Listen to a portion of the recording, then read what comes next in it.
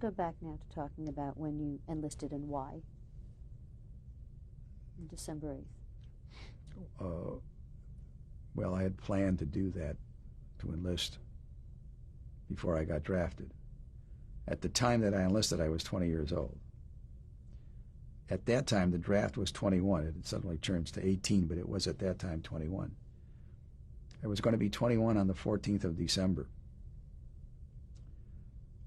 So I was starting to think of, I don't want to be drafted. Wow. I would rather join so I could pick the service I went into.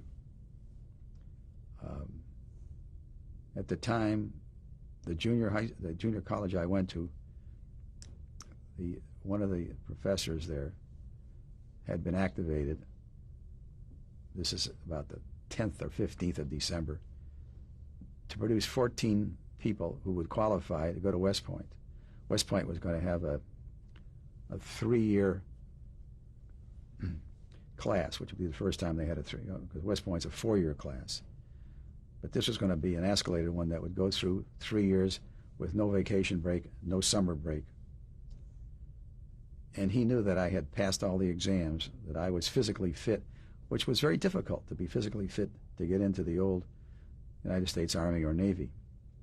And so he badgered me, and my father badgered me to go to West Point. But I was in a hurry. I didn't want to take 3 years to get my commission. It seemed so much easier to go into the Air Corps or the Navy Aircore, which I was accepted for both of them. I decided I chose the Army. I didn't want to be on a ship because it was much more expedient for me to get my wings and to go on from there. Of course, at the time, in hindsight, you think about it, people were saying the war would be over in a year. I mean, this was one of the most repeated slogans. The war will be over by Christmas. War will be over by Easter. The war will be over by summer. And of course, I felt that the war was going to be over before I even got to combat, because it would take the better part of a year to go through training. So, but basically, I joined because I didn't want to be drafted, and I wanted to choose what I was going to do, which I did. And so I joined the Air Corps. And I mean, I don't have any regrets about it, except I should have gone to West Point. That's all. Tell me where you went to after you joined up. Well, my first station was Kelly Field in San Antonio. That's pre-flight. Or it was, as foot soldier would be called basic. That's where you learned how to march, carry a rifle, and do all those things that one does when it goes into the service. From there, I went to Tulsa, Oklahoma for flying school. I actually joined to be a navigator, but they said you can't be a navigator. You have to go to pilot school. Why couldn't you be a navigator? Because that was the rules. Everybody went to pilot school. Because at the time they needed pilots. So I went to flying school, and then that was primary, and then I went to basic, which is the second school you go to, flying school. And I didn't want to be a pilot. And so after I was there for a while, my check writer took me out for a ride, and I said to him, I don't want to be a pilot. I joined to be a navigator. I said, if you guarantee me navigation school, I want to give up pilot training. I want you to wash me out. He was very upset with me because this was his career as being a pilot, and he couldn't understand why he didn't want to be a pilot. So he said, I'll see to it. And so then I went from there to Ellington Field, which was the pre-flight for navigation and bombardier school. And through examination, I ranked #1, and I was the cadet colonel. But because I had no military background, they made me the second cadet colonel. But I ran the parade. There were 22,000 pre-flight students at Ellington Field on the parades that I ran. And then from there, I went to navigation school. And I graduated in, I think it's about September, October of 1942. And I got my wings and my commission, and I was assigned, 4 of us were assigned to this bomber group out of my class. Who were the other men? They were all W's. Weinstein, Wachter, Warsaw, and Weiss. All the rest were assigned to a bomber group that went to the Pacific. So everybody in my class went to the Pacific, except we four. I'm sorry, 3 W's and Simon. And at the end of the last 4 people in the alphabet went to the 100th Bomb Group. They sound like they have Jewish names. Wachter wasn't Jewish. Simon wasn't Jewish, but Weinstein and Warsaw were. Maybe Simon was Jewish. I can't remember now, but we went to the 100th Bomb Group, and each one of us was assigned to a squadron. So we were all in different squadrons, and never had much to do, although through the years matter of fact, about 15 years ago, Weinberg came through town and looked me up, and I hadn't seen him for 50-some-odd years. But now all my loyalties were really to my squadron. That's where I spent most of my time with. Was your brother drafted, or did he enlist? No, my brother was not drafted. My brother was physically exempt. Why? Well, he was, first place, he had stunted growth. He'd lost a kidney at 11 years, when he was 11 years old. 12 years old. No, it's about 11 years old. Just before we went to Israel, he has a kidney removed. And then he had stunted growth. So he was only about 4'10". And he was very sickly. So no way would they draft him. So he was a munitions inspector on in some company in Chicago. He was inspecting shells, artillery shells. That's what he did during the war. But he was not drafted. Anyway, so in 1942, I got my wings assigned to 100 Bomb Group, and that's been my home ever since. Spent all my time with them, and my close buddies are those people who I spent all this time in the 100th Bomb Group and in prison camp, because almost all of us, with one crew's exception, were all shot down, killed, or taken prisoners. How many people were in your group?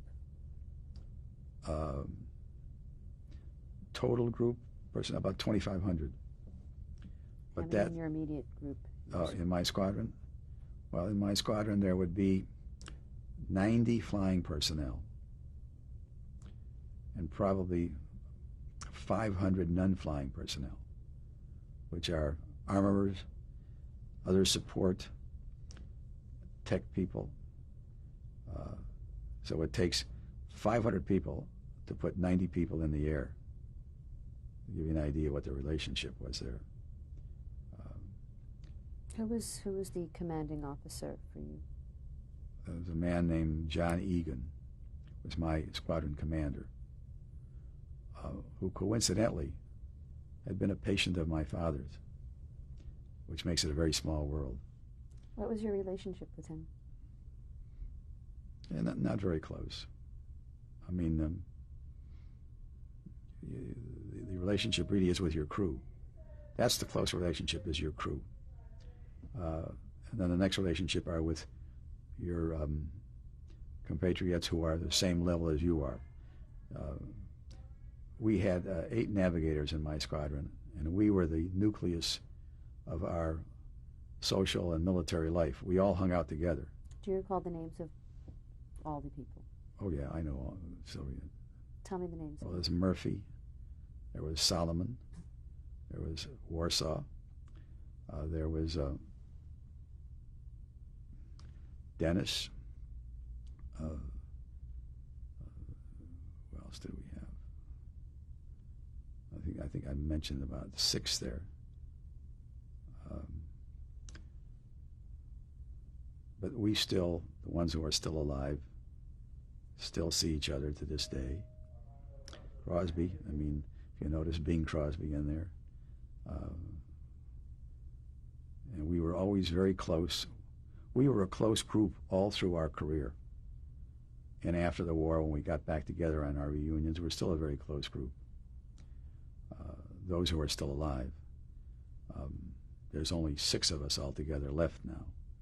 All the rest have passed on.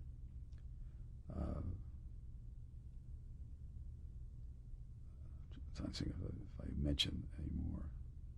Anyway, that's basically the ones there.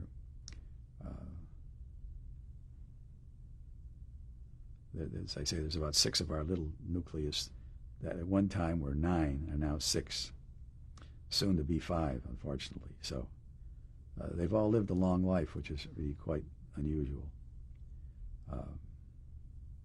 So tell me what happened after you completed your training, when you became a member of the 100th Bomb Group. Well, we went through some phase training.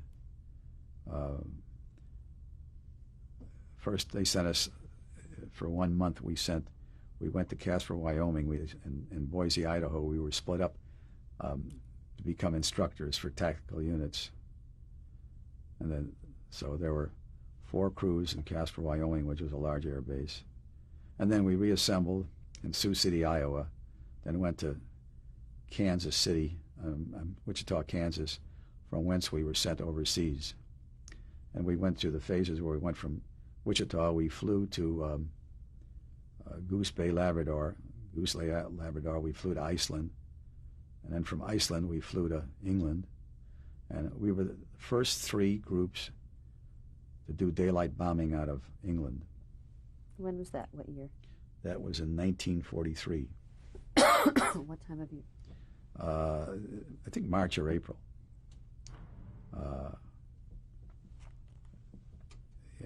Just about March or April is when we got there, and we start daylight bombing. Now, up to that point, only the British bombed Germany, and they bombed all at night.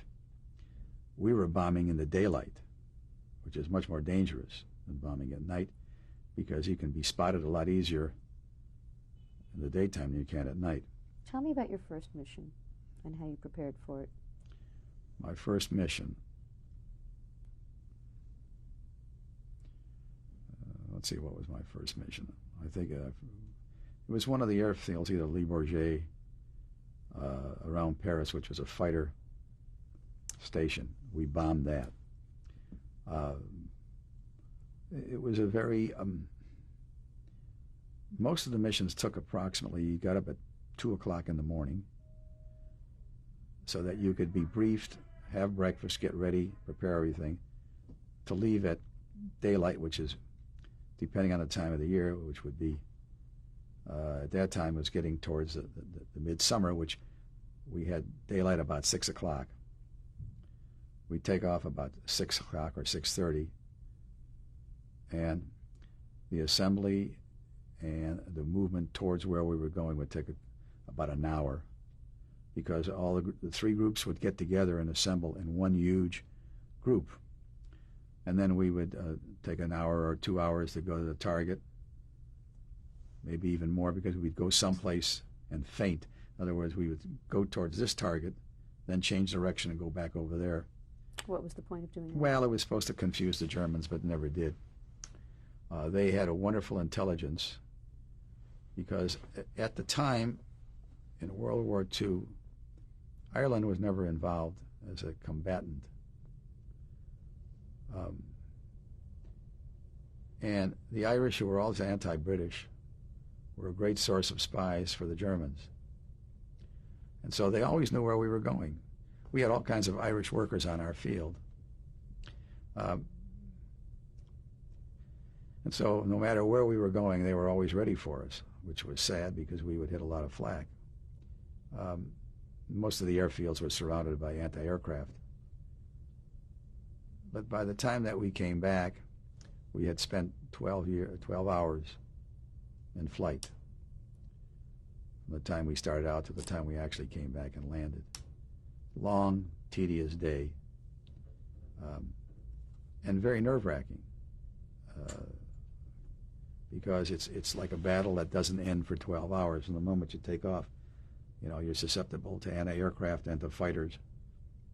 We could see 3,000 fighters against our 3 groups, which is...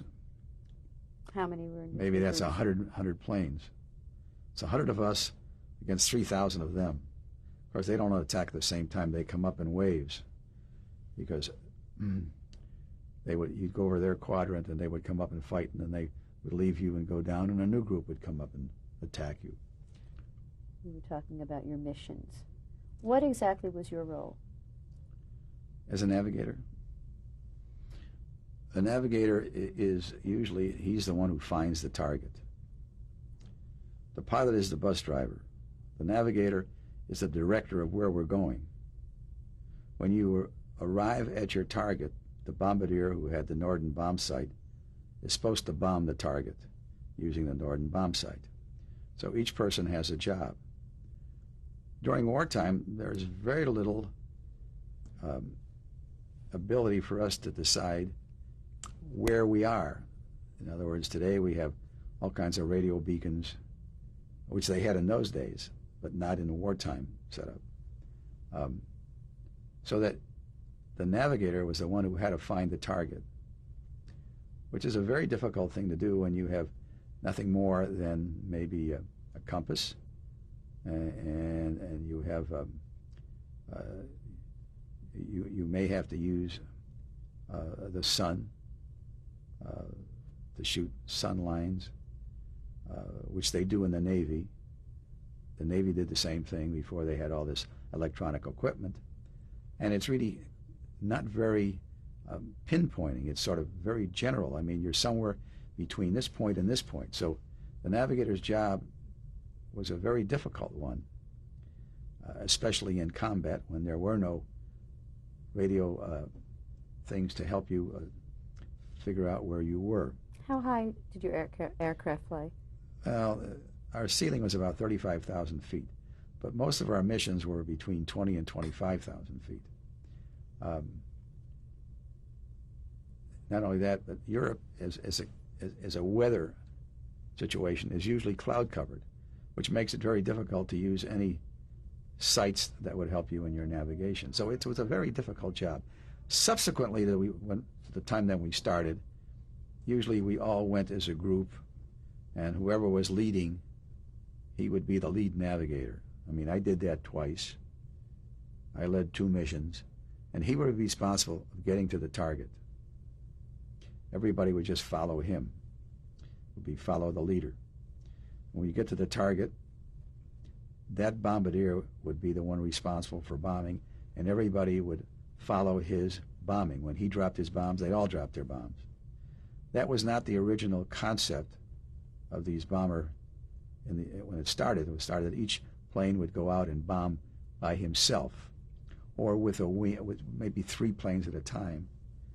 When the military decided this is how it's going to work, this is what they decided to do.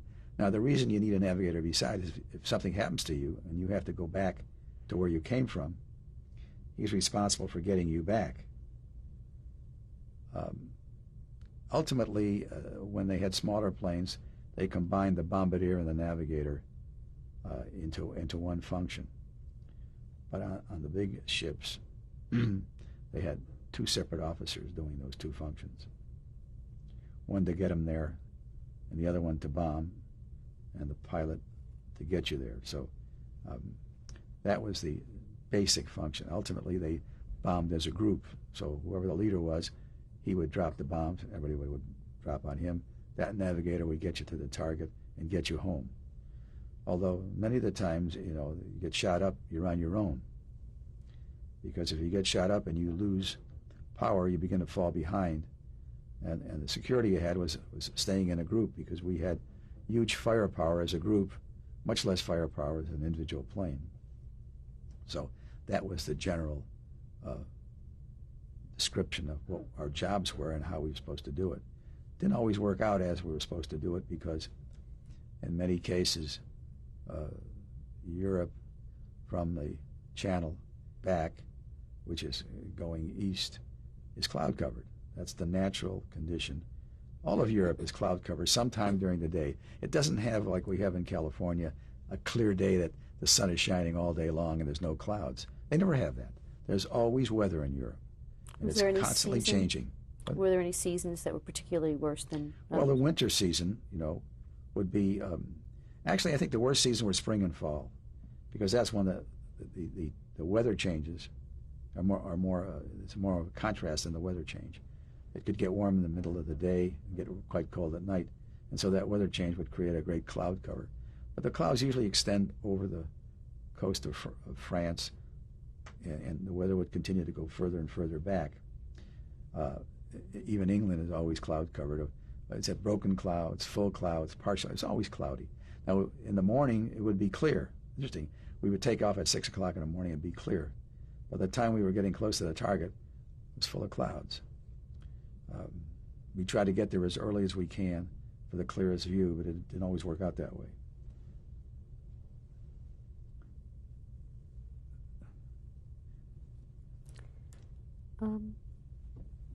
Tell me what was the most difficult mission for you?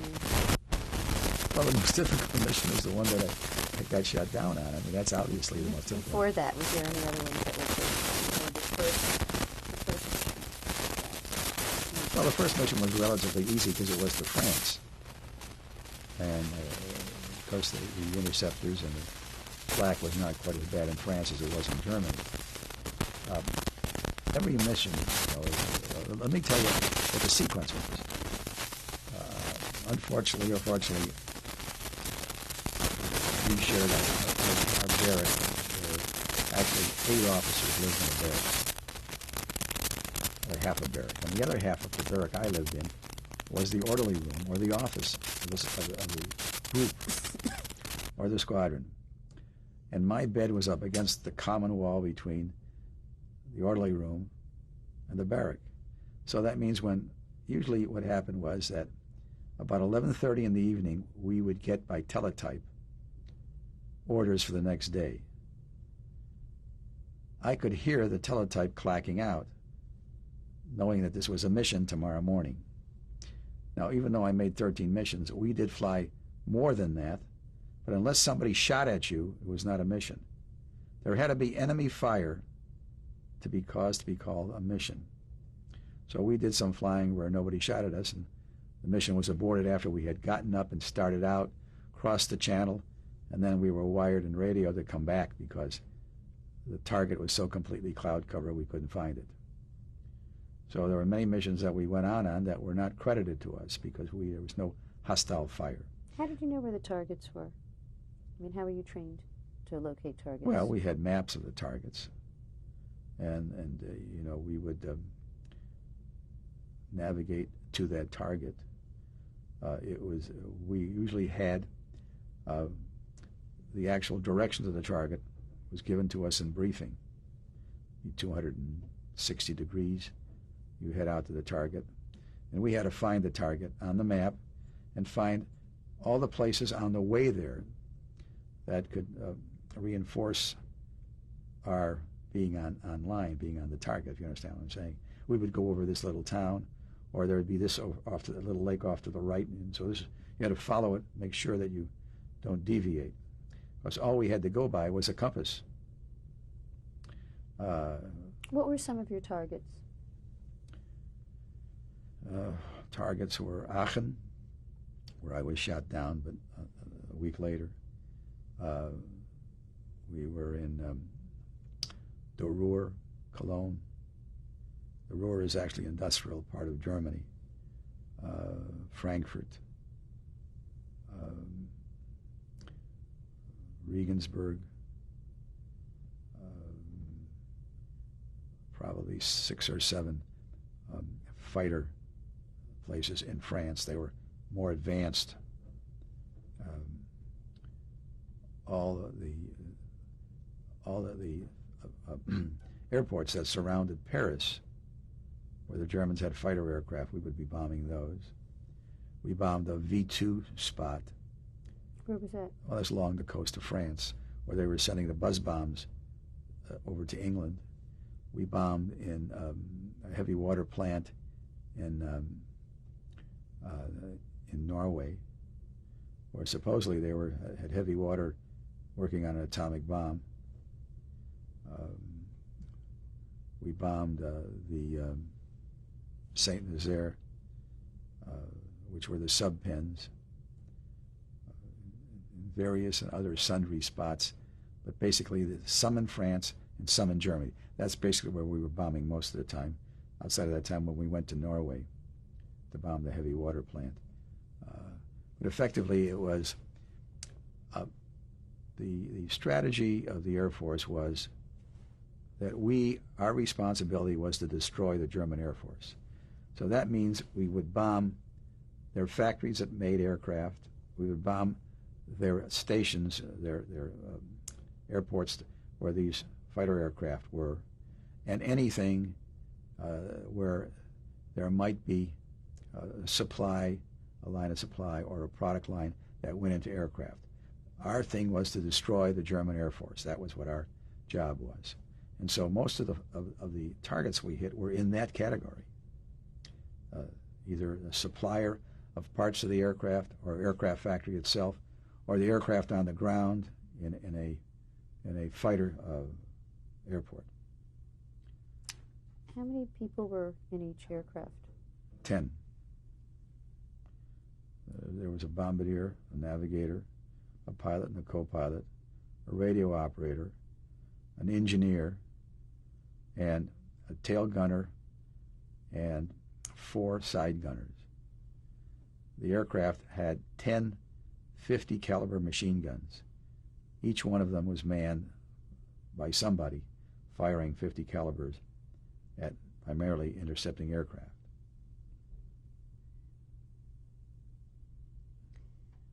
Were you aware of concentration camps or labor camps? I was aware of it, yes. How did you know about them? Now, I don't really remember how, but I just knew that some of the things going on with Germany were published in newspapers in England. The English, who seemed to be much more aware of what was going on than the Americans were, because they had a lot more contact with the Germans than we did before the war, and I guess even in spying during the war. They seemed to be able to do more about that than we did. We were a long way away from there, so to speak. So I knew what was going on, didn't know the extent, but I knew there was persecution going on. They were killing Jews in Germany. How did you know that? How did you know, the details of it? I think basically from the newspapers. How did that affect you? Well, it affected me in the fact that I was great satisfaction in bombing Germany. I mean, at least whatever little I was doing, I was getting back in a general sense that if I was killing them, I felt that it was certainly deserved. Now, there was an incident. The first time we were told that if we couldn't see the target, drop the bombs on the middle of any city you come across. A lot of the people in my outfit started to yell they didn't want to do that. But the colonel said he didn't want to hear this nonsense. That's a direct order. You will drop the bombs. And remember, we were in England where they were shooting the V-2 bombs into the center of London every night. Who was your colonel? What was the colonel? I don't know why you asked me this question. It's a long time ago, and I haven't talked to him in 55 years. Well, we had a series of different commanding officers. Actually, my relationship was actually with my squadron commander. You really never got involved with the group commander. But where did this command come from, this colonel? The colonel he was a West Pointer. Most of the colonels at that time had come from West Point and then gone to flying school. It changed as time went on, but at the time of the beginning, his name slips my mind right now, but he was a West Pointer who had gotten wings. As the war went on, more and more non-West Pointers, people like me who had gone through pilot navigation training, kept moving up. They were much younger, they had more experience, and West Point was no longer as critical as it was when we first started, as far as going up through the ranks. Those people who survived, for instance, one crew out of my squadron made 25 missions.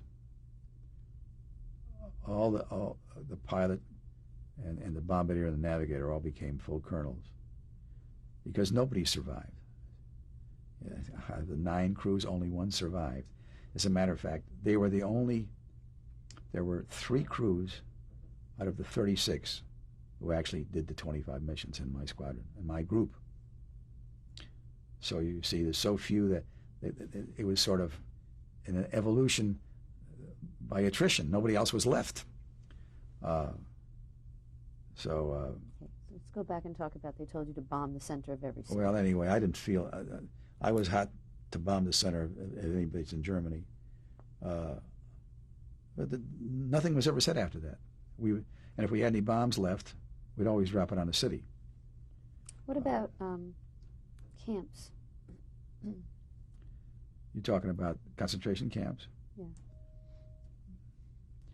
Yeah. We never really had anything to do with that. You remember I said I knew that things were going on. I don't think I was aware of the concentration camp. I knew there was persecution going on in Germany of the Jews. And that, of course, came back from Jews who left Germany and told their stories and all that sort of thing. As far as the concentration camp goes, I was not aware of that until I got shot down. And the subsequent people were aware of it because we knew there was a concentration camp here and there. So maybe I was aware of it before I got shot down, but it was very in close proximity to those times for us to find out. But we were never involved, never talked about bombing a concentration camp. I don't understand this idea of bombing a concentration camp because you were going to kill all these people one way or the other. Why would we want to kill them? I don't understand that philosophy. But we were aware of these things to the extent, I'm not exactly... But wasn't at some point there was some talk about bombing these camps? Or did that come later? That came way later.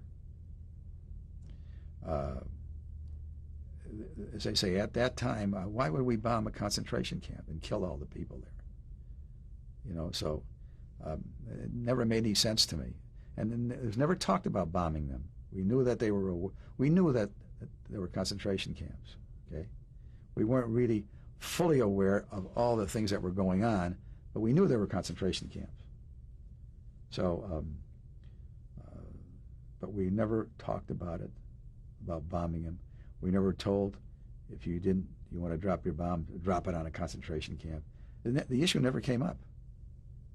I mean, it seems even today foolish why anybody would want to bomb a concentration camp. Excuse me. When was there discussions about that? I mean, I understand.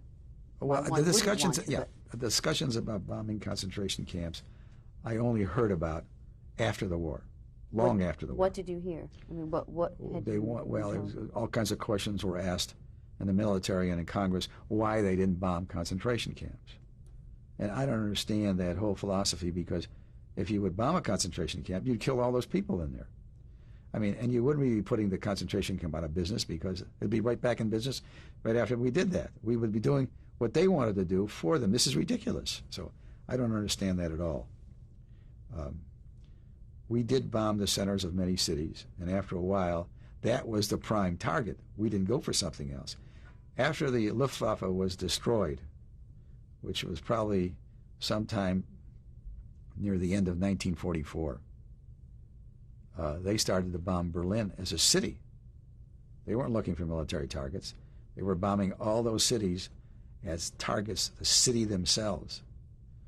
It almost seemed to me like it was the Russians pushing the Americans to bomb those cities for retribution for what they did to the Russian cities. But when I was flying, I mean, there was never any talk about bombing any concentration camps. And we didn't bomb the center of cities when I was flying, only as an alternative that we couldn't find the target because it was cloud covered. And so as a result, if we couldn't find the target or some other target, we would then bomb the closest major city we could find. So that was really the direct orders on what our military philosophy was. But never did I ever hear anybody talk about bombing a concentration camp. You just mentioned that years later you heard that. After the war. Tell me what you had been told. Well, this is probably in the last 10, 15 years. It's not that long ago.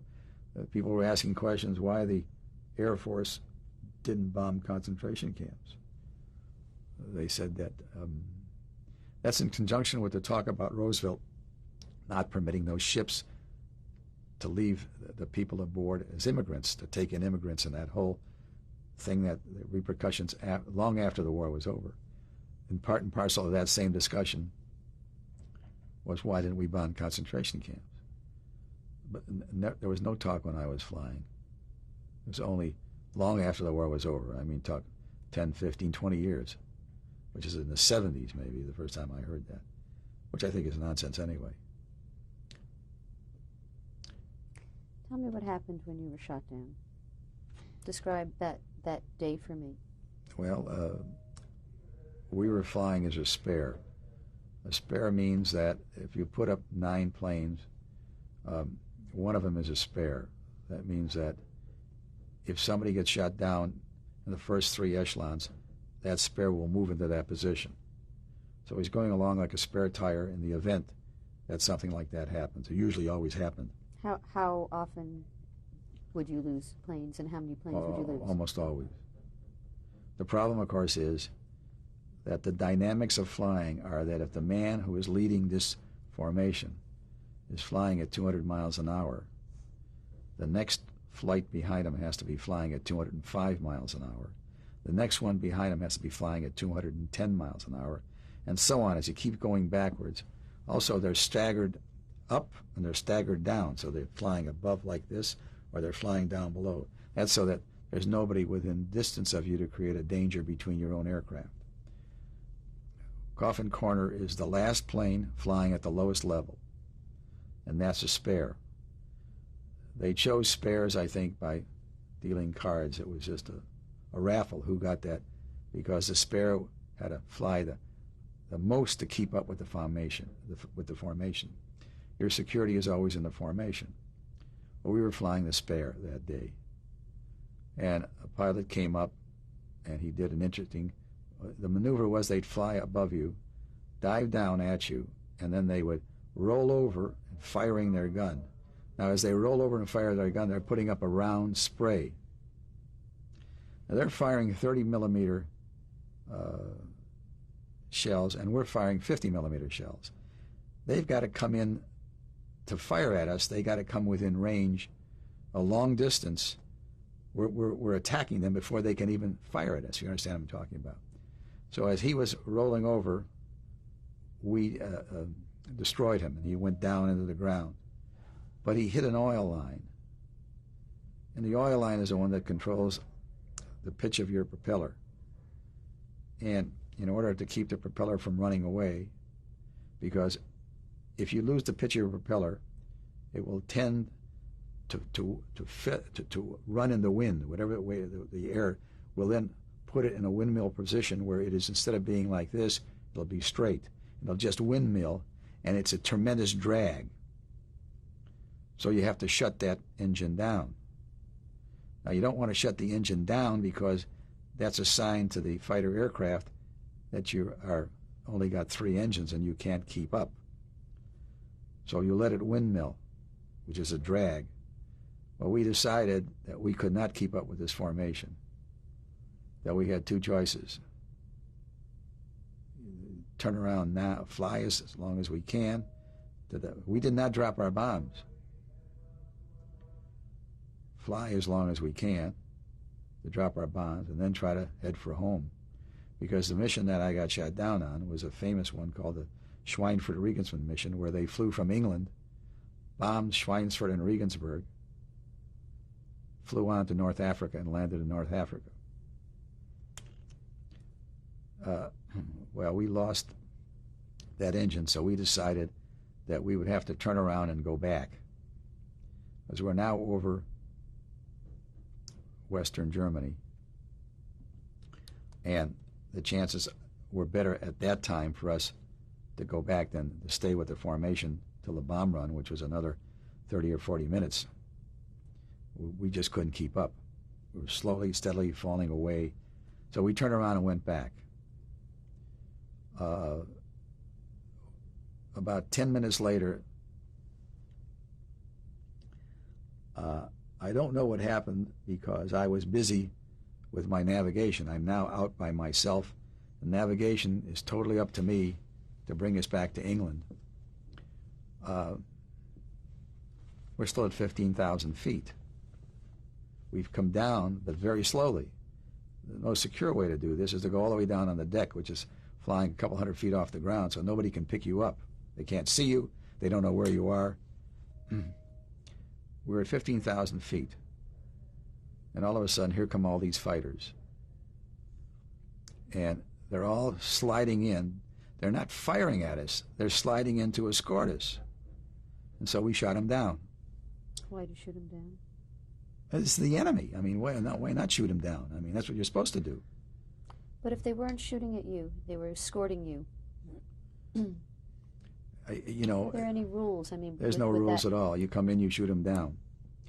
Now, they were coming into escorting us. You know what I'm saying? Now, what happens, of course, is from the mechanics of firing, they're flying at basically the same altitude as we are. They're flying in the same direction as we are, which means it's much easier to shoot them down than if they're flying against you, and if they're up above you, if you understand, because the shells go like they go like that. I mean, you have all these different factors involved. So the whole thing didn't take any more than 30 seconds. It was all over. And the first one's what we shot down. The others saw what was happening, so they went around and start firing at us with their the Focke-Wulf and the Messerschmitt had a 20 millimeter shell, which is a shell that explodes on contact, different than a regular shell. They fired a couple of those and they hit our gas tank and the plane blew up. When I shot these planes down, I wasn't aware of the fact that our wheels were down until I followed him into the ground to make sure he didn't come back up again, if you understand what I'm saying. And I saw my wheels down. We didn't have any intercom. There's no way for me to communicate with the pilot. This whole episode I'm talking about, we were flying and I was navigating and I was telling him where to go. I never heard him. In other words, something was wrong with our intercom because I never heard any response from him. I presume that he heard me, but he didn't acknowledge it. Usually would say Roger. In the meantime, I'm busy trying to find out exactly where we are. Because remember, we were following the group. I didn't have to follow anything at that time because the lead navigator was doing that. So I was busy trying to figure exactly where we were and what heading we should to go back to England. Just before the plane blew up, somebody rang the bailout bell. It took me 10 seconds to put on my parachute, open the door, and fall out.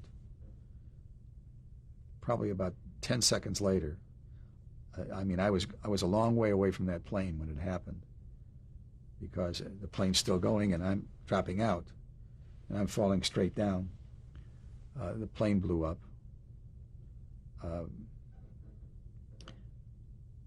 The engineer who was sitting in the top turret got blown straight up in the air, broke both his ankles. He opened his chute and he came down. The bombardier turned around to see where I was, and he told me the story many months later. And he saw the escape door still in position. Now, this is kind of an interesting commentary. Every time we landed that plane, we all bailed out. That was to train us to do it without thinking. But instead of pulling the release and letting the door fly away, we opened the door and shut it again. Because we didn't want to lose the door if we were on the ground. Everybody did his bailout procedure, but we had a door that was directly underneath the pilot. The door was approximately 18-inch square, 20 inches square. And it had a release mechanism. If you pulled it, the door would blow away. Or you could open the door on the hinges. We would bail out on the ground, as this routine, and then close the door. So at the time I bailed out, I went through the same routine. I opened the door. I didn't pull the release to open it up. I opened the door. When I went out, it closed again. So he turned around and looked for me, and he saw that the door was closed, which meant I hadn't bailed out. And he went looking for me. He started up for the pilot's compartment, and then he woke up in the hospital 6 months later, because he got blown out of the ship with the radio operator. They hit a tree, evidently. They hit a tree, a huge tree, dropped on a roof, slid down onto a driveway. After they captured me, they took me and wanted me to identify these two bodies. And they showed me the two bodies, and they asked if these were my comrades. And I said yes. And I presumed that they were dead. I was told when he came in the prison camp 6 months later was when they went to bury them, that one of the bodies moved. And that was the first time anybody had looked at them to see if they were still alive. Now, the interesting commentary is they could have buried them and no one would know the difference, but they didn't. The Germans had a weird sense of fair play. They took them to a hospital, and they were both unconscious for a long time, and they finally both recovered. What were their names? One was Edwin Tobin, and the other one was Walter Paulson. He was the operator, the radio operator. Did anybody perish in that mission? All the other six, 4 survived. The other 6 perished. How did you cope with that? Grateful that I was one that didn't. First place, in the wisdom of our Air Force, which felt that we were all expendable, they gave us a parachute, which actually was a paratrooper's safety chute. A paratrooper uses that in the event his static line, after he goes out, does not open. So he goes out holding his safety chute in his hand, and if it doesn't open, because he hasn't got much time, he will pull this one out, and it will save him. But it's a very small canopy, so you fall at a huge rate of speed. And the higher up you are, the faster you fall. Well, when I hit the ground, I hit the same impact of jumping off a 40-foot building.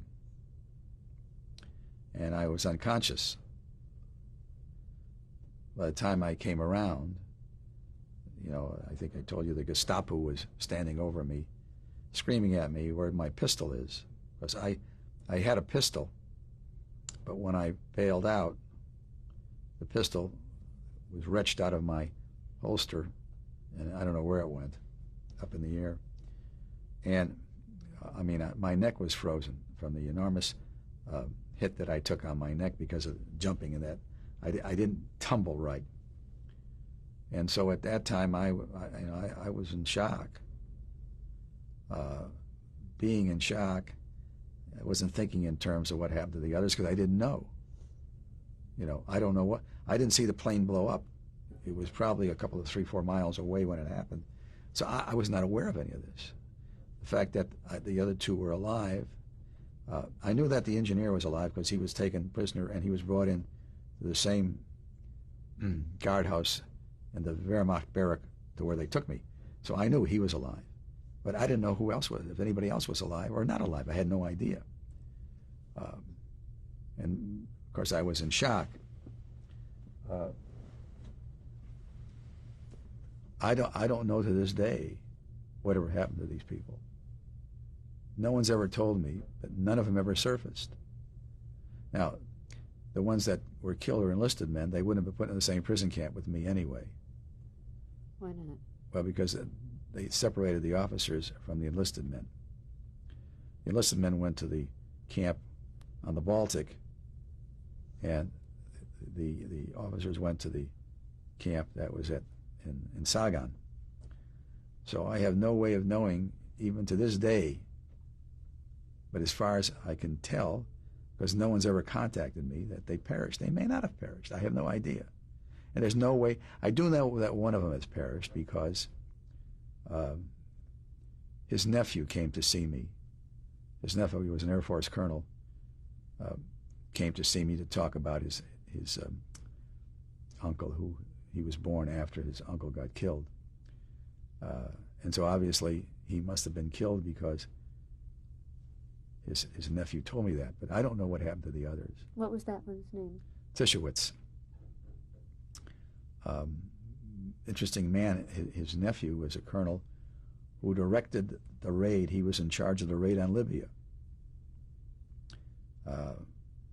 And he joined the Air Force. He went through the whole routine, went to the Air Academy, based on what his mother told him about his uncle who died in the war. It gave him the incentive to go to the Air Academy. So I didn't know. All I know is that these two were dead because I saw their bodies, but they really weren't dead. And I knew that the engineer was okay because they took him out of this little kiosk, this guardhouse that we were in, to a hospital. What was his name? His name was,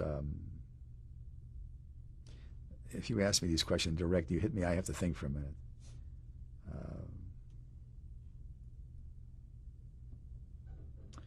It's in this book here. It's not a book. Okay, well. Tell me about what happened now when you came to, and well, the Gestapo. The Gestapo was standing over me screaming, where is my pistol? How many were there? 3. How did you know what they were saying, what they were demanding? Well, because I can understand enough German from my Yiddish. And a pistol, a pistole and a pistol, I mean, it's not very difficult. At first I did not understand what they were saying because I was still in a fog at the time. But then I realized what they were saying, because I didn't answer because I had no idea where my pistol was. So then they made me pick up my parachute, and we walked to the road because I was in a meadow. I had come down in a meadow. We walked to the road with quite a few people watching us. And we got into a Volkswagen convertible. Kind of interesting that all these years later, once in a while I see this same Volkswagen convertible. And were you concerned at all that they would find out you were Jewish? Well, I was. And I was when I flew. I always carried my dog tag in my watch pocket. How was it indicated on your dog tag that you were Jewish? It had an H for Hebrew. Always wondered why that was, and I was finally told that they didn't want to confuse J with Jehovah's Witnesses or a Jesuit, and so they picked H, which seemed to be a safe letter for the what do you call. But I had my dog tag in my watch pocket, and I knew I had to get rid of it. That was my plan all the time I was flying, which indicates that I was aware of the fact that being Jewish was going to be a serious problem if I got caught in Germany as a prisoner. And while they were looking the other way, I took it out of my pocket. I was sitting in the back seat. The two of them, one of them left, so there was 2 of them in the front seat. Were looking in a different direction, and I flipped it into some bushes somewhere around where they captured me. They then took me to a Wehrmacht, which is a army barrack, which had been a school at one time. And the army barrack had a little guardhouse in which there were a couple of guards and a gate. And they put us in there because I didn't know this at the time, but they were waiting for the Air Force or the Luftwaffe to come and pick us up because there were actually 4 of us in there. One was a man one of them was my engineer with 2 broken ankles. One was a fellow named Featheroff who had his stomach opened up and he was holding his intestines. And then there was another one, McKeegan, who had all been shot down in the period of the same hour as I was. And McKeegan, of course, had been picked up by the Dutch underground, but before they could get him anywhere, they got captured. So he was wearing civilian clothes. Featheroff was holding his guts, and we all had an escape kit. What's an escape kit? An escape kit is a kit that we're given which has German money, has 3 shots of morphine, has a map, has a compass, has some quick food, energy food in it. It's about the size of the Reader's Digest, the best way to put it, about so big. And you wore it in your knee pocket. No one ever searched me, so I still had that escape kit with me, and I gave my shots of morphine both to my engineer and to Fedorov, who was in terrible agony. McKeegan and I were relatively, I mean, I had been hit with shrapnel in my behind, and my jumpsuit was a little shattered.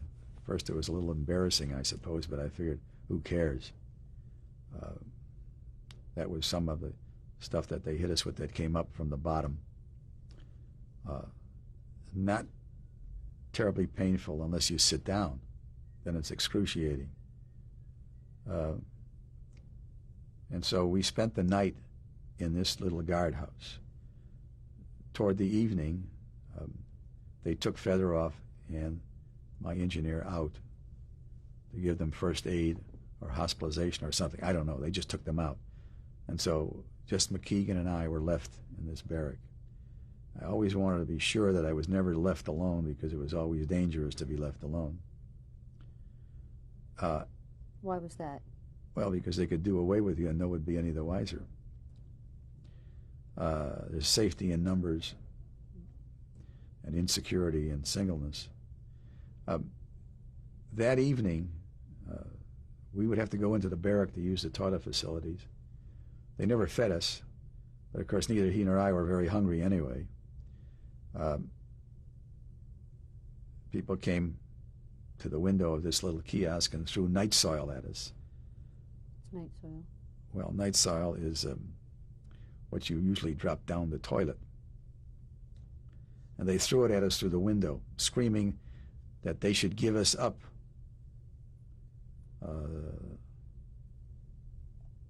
Because they wanted to kill us.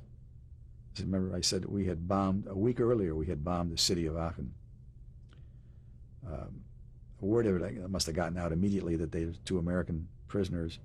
We were referred to as Luftgangsters. That's an air gangster. That's the way we were classified, as gangsters. I really don't know. It was just one of those euphemisms for saying something bad about us.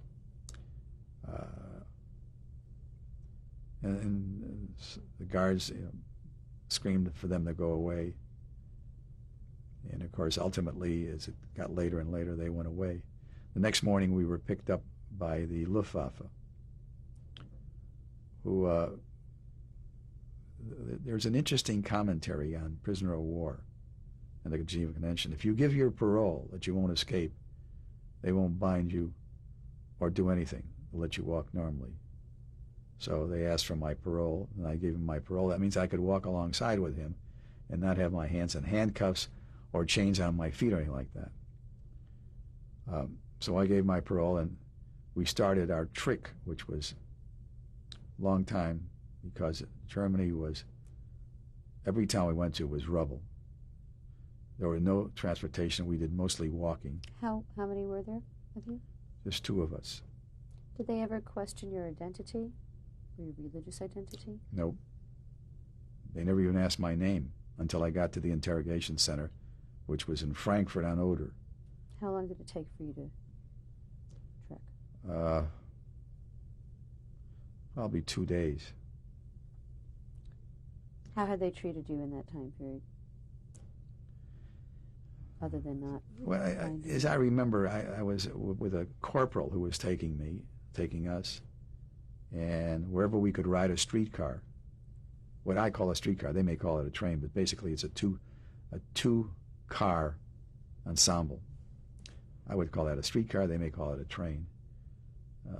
We went through a lot of different places where we walked a great deal. He hitched a ride with some military trucks to get us where we were. It was kind of it wasn't very Aircore. I mean, we were just going to get there the best way we could get there. We finally got on a train, a real train, and that took us to Frankfurt on Oder, which was east of Berlin, and which, at that time, Berlin had not been bombed. So most everything, as we got further and further east, it was less and less bombed, if you understand it. Where we first started out, it was just rubble. Everything was rubble. We spent the night in the Cologne airport. was a very unusual experience because I knew we were going to bomb the Cologne airport again. It was a fighter airport. The people there were so excited about having an American that they treated us very kindly. It was an interesting experience that I had to eat with the equal rank. So I ate 3-4 meals that I was there. I ate in a mess hall with 8 people sitting at a table. That was 7 interceptor fighter pilots and me. And they never acknowledged my presence. It's like I wasn't even sitting there. They certainly didn't talk to me. They wouldn't even pass anything if I asked for it. And I realized Germany was defeated because I was looking at what they were feeding us. It was garbage, absolutely garbage, and it was minimal. It was the worst thing I've ever seen, because usually fighter pilots get the best meals that are available. This was terrible. We had a piece of bread and a bowl of soup, and the soup had nothing in it but water, which was really quite pathetic to feed fighter pilots this kind of meal. And from there we then took a train, and Cologne had been pretty well destroyed. I mean, it was rubble all over. And then we took a streetcar to get to a train station somewhere outside of the city, in which we then from there went on this train to Frankfurt. It's about 2 days, I think, 2 or 3 days for us to get there. And in Frankfurt they had an interrogation center, which was jammed with prisoners because of this big raid that had taken place a few days before. Because we lost a lot of planes on that raid, and they captured a lot of people all over Germany. How many prisoners would you approximate were in this interrogation center? Maybe 50. But these were all officers. Enlisted men had been taken someplace else. This was an officer's thing. And they were trying to get information from us. So we were there for a couple of days. But by the time they interrogated me, they had given up, because they really didn't get any information. What information did they want from you? Well, whatever information they wanted was sort of silly. Where were we going to bomb? We didn't know. They asked your name, rank, and serial number, which we would give them. They asked us, what were you flying? Can't tell you. They knew what we were flying. In other words, the whole thing was a big charade. The interrogators all spoke very good English. And not only were there Americans, there were some British in there. Not a great deal, but I'd say one of the rooms had maybe 6 or 7 British, and all the rest were Americans. Did they question your religion? Never asked me my religion. And then after a while, they put us on a train and took us to the prison camp. Were you aware of other Jewish prisoners? Was I aware at that point of Jewish prisoners? Other Jewish prisoners at the interrogation center? Well, the ones who I knew. I didn't see anybody that I knew there. I had no way of knowing if anybody was Jewish or not. In other words, these were all people from different planes and different groups and all kinds of things. So it wasn't an old buddies week. It was just, I was a stranger just like they were. I didn't know any of these people. When I got to the permanent prison camp, I ran into one of my closest friends, which was John Dennis, and he and I were the only ones who were there that knew he was one of the few that most of his crew perished. He was by himself, and so we lived together. So it was he and I started out together. We both got shot down on the same day, and most of his crew perished. Where were you taken? The camp was in Sagan, which is near Breslau. How long were you at the interrogation center before you were taken to Sagan? Probably 2 or 3 days. What was the treatment there? Indifference. Nobody bothered you. You just sat in a little tiny room. There was 10 of us in a room that was no more than maybe 10 feet long by maybe 5 feet wide. And every night we have to give them our shoes. Why? So that we wouldn't have any shoes to escape with. Did they give you food? minimal. Again, somewhat the same kind of garbage that I saw them eating in the Cologne airport, that fighter airport. The situation was such that you were pretty keyed up, so you were not hungry and didn't know what was going to happen. Food was the last thing in your mind. How rough were they during your interrogations? Never touched you. No one ever touched me, and all the time from the time I was captured until I wound up in prison camp, I was never touched.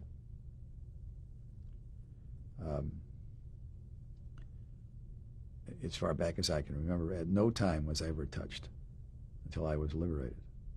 No one ever touched me, or anybody else as I can remember. If somebody had done something and they put them in solitary confinement, they never touched them. They just marched them along with a rifle, put them in solitary confinement, which was not very pleasant. But no one was ever physically touched. Now, as you know from the movie Stalag 17, when I got to the prison camp, there were very few people there. Matter of fact, my number is 2243, so I was the 2,243rd prisoner that the Germans captured. Did you have to wear a uniform, or did you wear your own clothes? Your own uniform? They gave us nothing. We wore what we had on.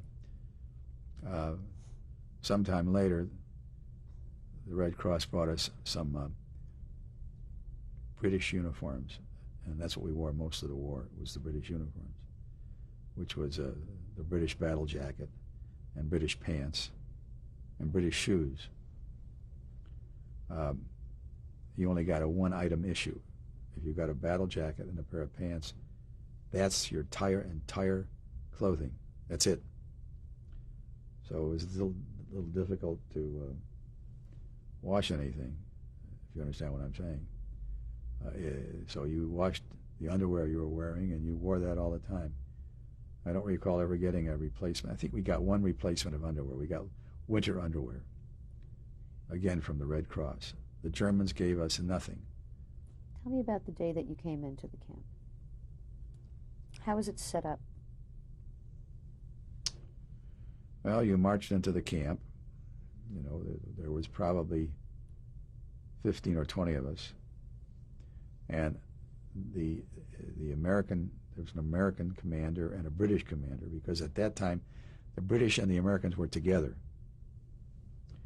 And Dennis and I wound up living with 6 British officers. And one of the officers had a Batman. That's a servant. I know this sounds crazy, but he had a Batman, an enlisted man who was his servant. And we lived with them for about 3 months. How was the living situation set up? Whatever food you had, you shared. You had very little food. Where'd the food come from? Well, at first it came from the Germans, which didn't amount to very much. Again, what did they give you? Well, usually it was bread and soup or gruel. And that's what they gave you. That was it. They also gave you in the morning coffee, which was actually burnt wheat. They didn't have any coffee. So what they did is they took wheat and they burned it. And it had somewhat of a similar taste to coffee, kind of interesting. I mean, it was ersatz coffee. And you had soup and a lot of water. Our mainstay was water, so we drank a lot of water. Anyway, we lived with these British guys for about 3 months. Where did you sleep? We slept. Our sleeping facilities were a 3-layer bunk bed made out of wood, with wood slats and a straw palliasse, which is a burlap bag with straw in it, and 1 blanket. How many people to a bunk? 3. One on top of another on top of another. How many in each? Well, there's only 3. The bunk is a bunk that holds 3 people. First level, second level, third level. So 1 person to each bed. Right. The bed's 30 inches wide. It was about 7 feet long, and had a series of boards in there. And with this burlap palliasse on top of it, and that was what you slept on with one blanket. 3 months we lived with the British, and then they separated us. They built another camp for the British. We actually had a common fence, so they were right next door. But they separated the British from the Americans. Do you recall the names of the British men that you were with?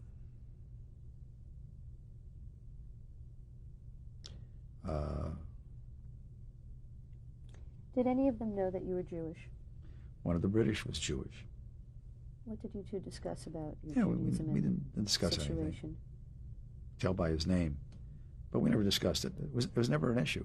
Were you aware of, any more aware of what was going on, the treatment of Jews? You mean during this episode? No, saw no evidence. You know, in the period that I traveled and where I was, saw nothing. Did any of the Germans ever demand your religious identity? No. The commandant of the camp, who was a German colonel, would ask our colonel for a list of Jewish prisoners. And he would always answer, "You have the list. We are all Jewish prisoners." He would ask and he would respond. And nothing would happen for a few months, and he'd come in with the same thing. Because evidently he was getting orders to find out how many Jewish prisoners there were. But as far as I know, of all the prisoners I were involved with in my life that I've come across from other camps, nothing was ever done to Jewish prisoners. As far as I know, you know, if they were Americans in the Air Force or in the Army, that they were never separated because they were Jews. As far as I know, I don't know if this is true all over, but from what I've heard, because I knew people in the other camp, which was on the Baltic, and one of my buddies wound up there by himself. Most of my buddies all wound up in prison camp with me. We all lived together. So I never heard of anything. It doesn't mean it didn't exist, but as far as I know, nothing ever happened. What was the name of the colonel? Of our camp? You're talking about the American colonel.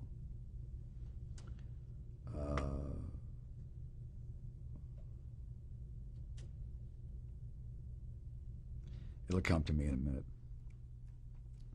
I do have in that drawer there the story about this colonel and the general who were in our camp. The Germans tried to surrender to the two of them.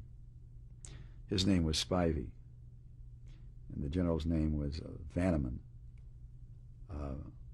Vanneman, interestingly enough, was dropped. He went out on a mission over Germany, said he had to relieve himself, went out to the bomb bay, opened the doors, and jumped out. Why did he do that? Well, because he was sent. He was sent to make sure that the 5,000 American flying officers in those prison camps would be protected and not executed. He had been the military attaché at Berlin before the war, so he knew everybody in the Air Force and the Luftwaffe. He knew them all. He knew them well. He was fluent in German, and he was sent to protect us. When we were in Moosburg, he and Colonel Spivey were called to Berlin because there were some generals who were going to take over the army and take over Germany. They wanted to surrender to the Americans and have the Americans join them fighting the Russians. And they went back and forth between Geneva and Berlin. And the Chicago Tribune ran this story about nothing ever developed, but they went back and forth, carrying the message from the Germans to the American intelligence that were in Geneva, and back and forth. And so, you asked me his name, Spivey, who subsequently became a major general himself.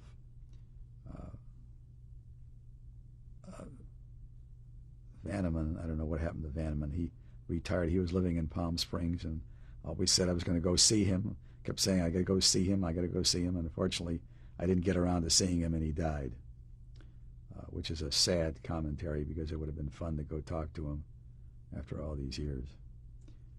Was anybody segregated in your camp? No. In our camp, we also had some black pilots. How were they treated? No different than anybody else. We were all treated poorly, if you understand, so they were no different.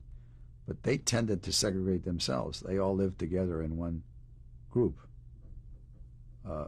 which is understandable. I mean, they were all in that Tuskegee group. They were all fighter pilots who came from the Tuskegee group.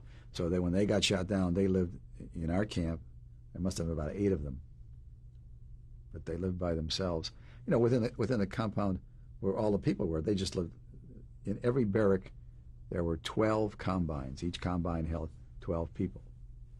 And those 12 people were a combine, and they shared their meager food or whatever there was amongst themselves. And they lived in this combine, with 4 beds, 4 stacked beds, 1, 2, 1, 2, and then this was called a combine.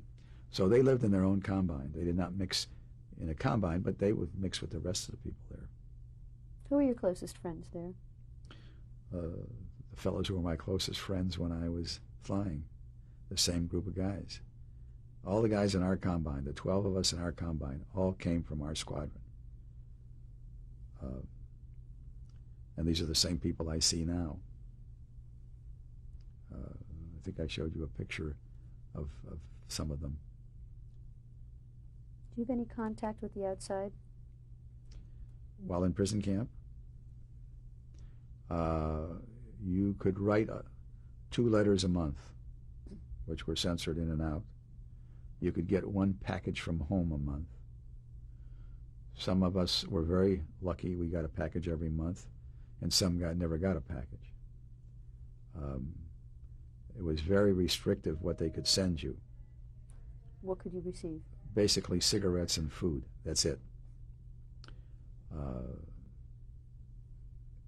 The Red Cross parcels contained 2 packages of cigarettes.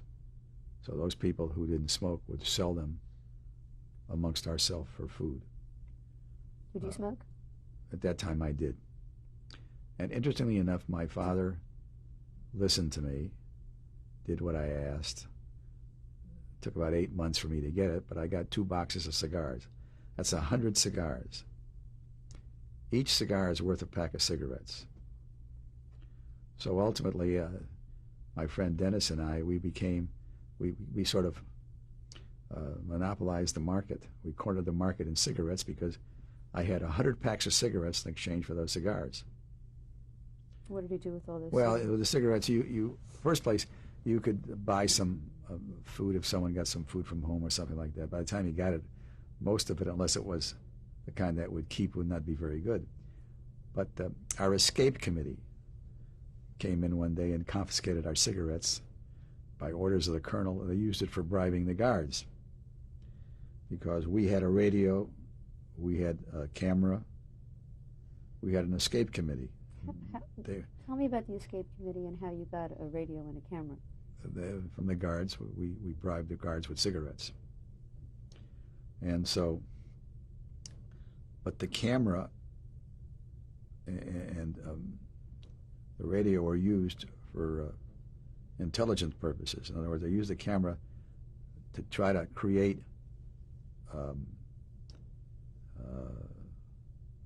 phony documents.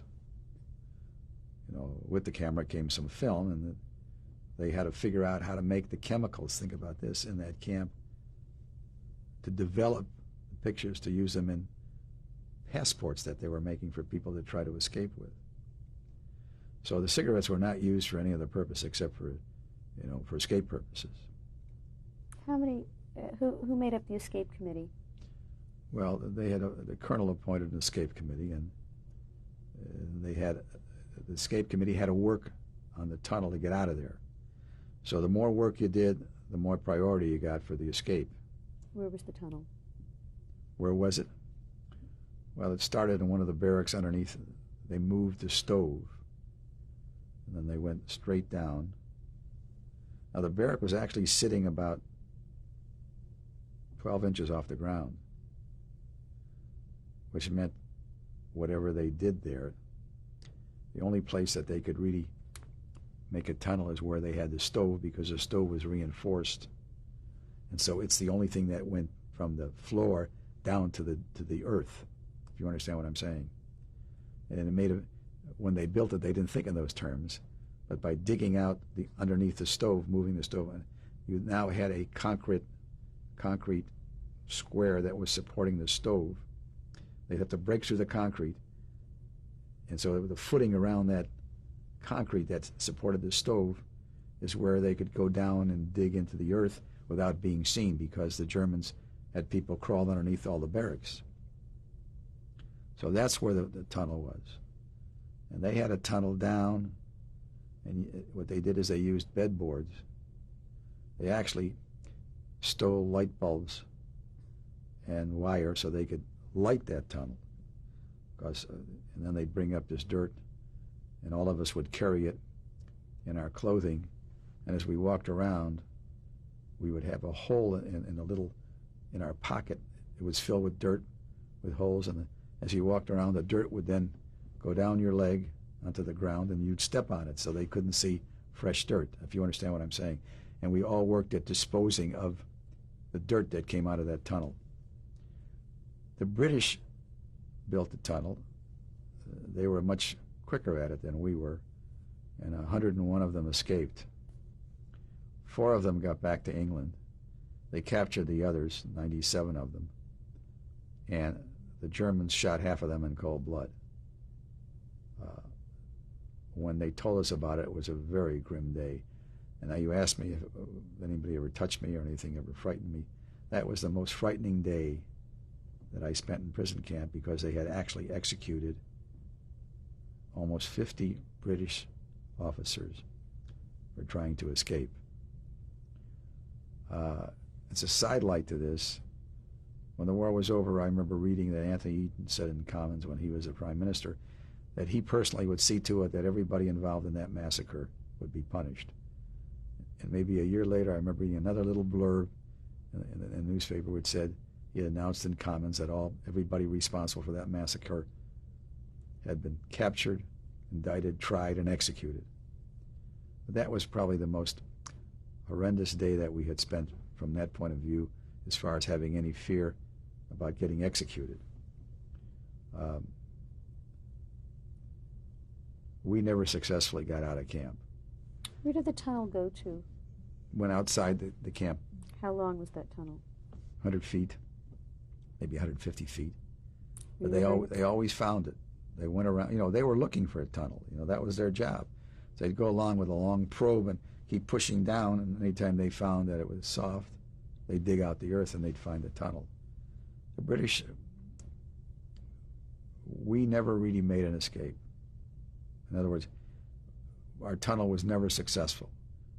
But according to our instructions, it went on constantly. I mean, most of us were so far down the list that, because you had to work in the tunnel to get at the top of the list. What was the competition to work in the tunnel? Well, a lot of guys wanted to escape. What were your thoughts about escaping? My thoughts about escaping were not very exciting, because I felt that I so far so good. I don't know what would happen to me if I got out in society in Germany. And I didn't think there was a very good chance of getting anywhere. I mean, the proof of the pudding was, here's the British, most of them who were bilingual, a lot of them were bilingual, very fluent in German. Most of them got captured. It was very difficult to move around in Germany, even as a German. For a prisoner of war to move around, it was very difficult. Now, most of the idea was that they made some civilian clothes and stuff, and you went as a foreign worker, which again put you in great jeopardy as a foreign worker, because a lot of those foreign workers wound up in concentration camps. So I didn't think it was very wise, so I was not too eager to do that. What about your Judaism? How did that come into play as a prisoner of war? Didn't come in at all. I mean, at the particular time, my whole thrust was survival, both to avoid starving to death. What was your physical condition? Terrible. I say terrible, we were suffering from malnutrition. Now, when I went in the service, my father was a dentist, and I had a perfect set of teeth. I mean, I lost a lot of my teeth from malnutrition. Now, that's severe malnutrition when you lose your teeth. And for 5 years after I came back, I continued to lose my teeth. They'd break, and that sort of thing. my condition was that, at the time when I was normal, I was 5'11", I weighed 155 pounds. My weight was stable. I weighed about 115 pounds.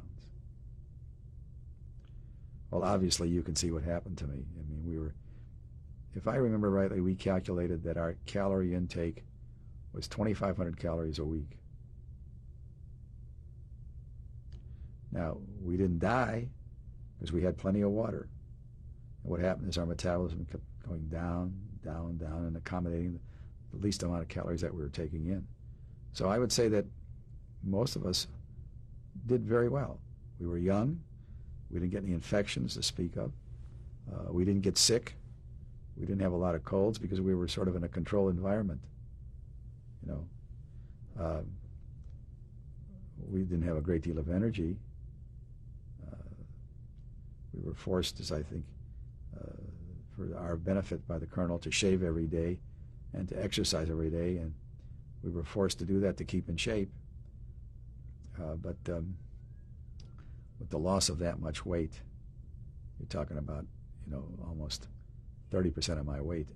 You did not have the strength to do a lot of things.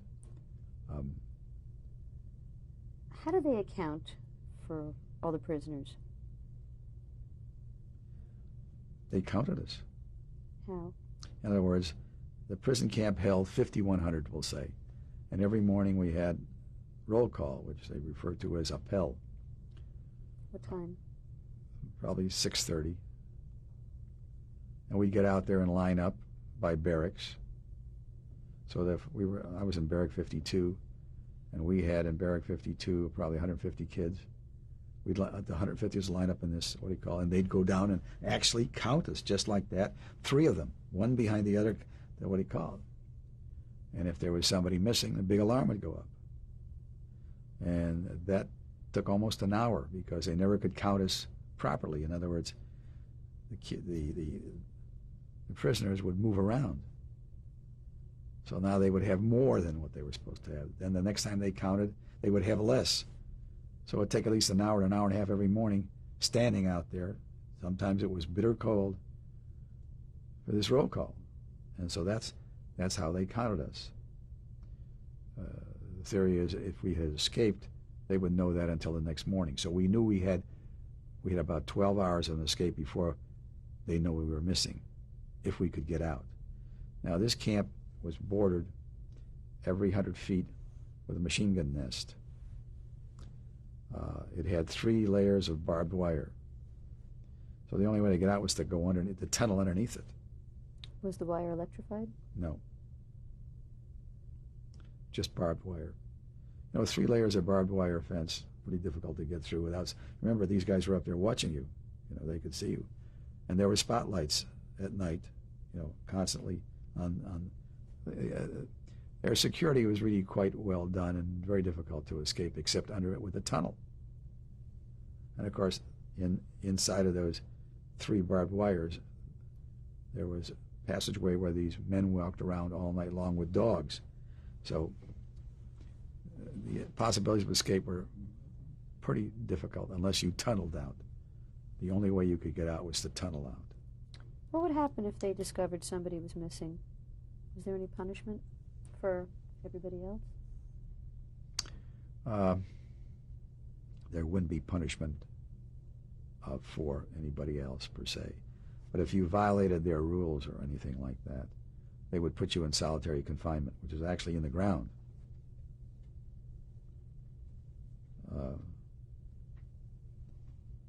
I'm trying to think of what would cause them to put you in solitary confinement. I suppose if they caught you with something that was counterband, like a radio, they would put you in solitary confinement. But I don't recall, unless you created a problem or you attacked the guard or he attacked you for whatever the reason was, they would put you in solitary confinement. But basically, as an example, these guards would crawl underneath it. We call them ferrets. They would crawl underneath the barrack. Remember, the barracks were built above the ground, about 12 to 15 inches. They would crawl under the ground to see if anybody was doing anything. Well, somebody said there was a ferret there, and what they did is they got boiling water and spilled it on him. So there was a big stink about it because they burned him, you know. And a couple of guys were put in solitary confinement for a month. But outside of that, there were very few incidents of any kind. And what happened, of course, was that the chief guard, the chief ferret, he was a Feldwebel, which is a sergeant, was so well disciplined and behaved so well that the Prisoner of War Association paid for him to come to one of their reunions. So you can see that he was a good soldier and he behaved like a soldier. He didn't behave like a Nazi. We had all these Air Force people there, and they behaved very well. So we didn't have any of the incidents that you might have if you were involved with the SS or with the Gestapo. They treated us according to the convention, and they stuck to the letter of the law. Now, you know, we were getting these parcels, and the question, of course, was, were they stealing any? The Red Cross would come in periodically. Swiss Red Cross would come in to check and see how many parcels we were getting. We were actually getting, we were supposed to get a parcel a week per man. We started out getting a parcel every 2 weeks per man, and then it went down to one parcel a month per man. And that's really what kept us alive, were these parcels. That food. How many were disappearing to the Germans? We don't know. You know, I'm sure the Germans were stealing them. When they came in to check on it, we never found out. Let's say that they were stealing and the Red Cross knew they were stealing. What could they do about it? They just wanted us to get the parcels. The Red Cross wanted to keep us alive. There wasn't much they could do about it. Was there any Germans that went out of their way to treat the prisoners with kindness? Oh yeah, the head guard, the internal guard inside the camp, he treated everybody. They called him Papa. He only had one eye. That's why he wasn't at the front. He treated everybody so fairly that they invited him, paid his way, and his wife to come to a reunion of prisoners of war in the United States. So that tells you something. He was very fair. He tried to look out for everybody, you know, and treat them with military kindness. I say that military kindness, just not kindness, but military kindness. You know, you got a lot of people there who got sick for a variety of reasons. Different things happened. You know, somebody was desperately needing a second blanket because he had the flu, and he saw to it that we were treated humanely. What did you do to pass the day? Well, we played bridge and chess. These cards and chess sets were supplied by the Red Cross. The Red Cross also supplied us with books, and I think I showed you, I must have read 400 books. People had classes run by people who had skills. We had a theater where we put on shows. We made our own costumes. Out of what? Whatever we had, I mean, you know, old uniforms. For instance, every once in a while, the Red Cross would bring and give you a new uniform.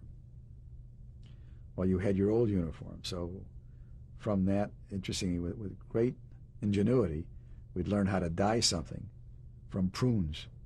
We'd make a dye from prunes. We made whiskey from prunes. And we would dye this stuff. The ingenuity of prisoners is unbelievable. And so we would make, and you know, with the parcels, they could send clothes. So people were getting clothes. You know, you're talking about 2,500 men in our camp, and if 25% of them got it, you got 600 or 700 people getting things every month. You could get a parcel. Some people got them every month. I was very lucky. I got parcels almost every other month. Some people never got a parcel. Their parents sent them, but No one knows where they wound up. So from these things, they could send certain things. One of the things Germans did that was interesting is the Red Cross had canned food. They would puncture every can of food. What was the point of that? The point of that is you couldn't keep it. In other words, you had to eat it within a certain, that's the time where it started to go bad because the can now was open. It's an open can. As you will know, if you open a can, you have to use its contents in a very reasonable amount of time or it'll go bad. As a countermeasure, we took margarine, which we had, and we put it on top of where the holes were. And that sealed it back up again. So it's a constant, cat and mouse game, so to speak. And we did eat the canned foods firstly, but I think I told you when we moved out of this camp because the Russians were approaching, for 3 months we lived only on what we saved. We got almost nothing from the Germans for food. So the last 3 months were really the most acute. And when we marched out of this camp, we really couldn't take canned goods. They weigh too much. So we took whatever foodstuffs we could that didn't weigh as much as canned goods. For instance, we did have GI crackers, that's field rations, which are crackers, which we'll keep indefinitely. So we took that. If there was a bar of, we also got a bar of chocolate, which was a sea ration chocolate. Really, it's the kind of stuff you should use for cooking. It has very little sugar in it. So we saved all those kind of things that were non-perishable. In Sagan, was there any religious practices? Did anybody participate in religious observance of any kind? Yes, there was a religious,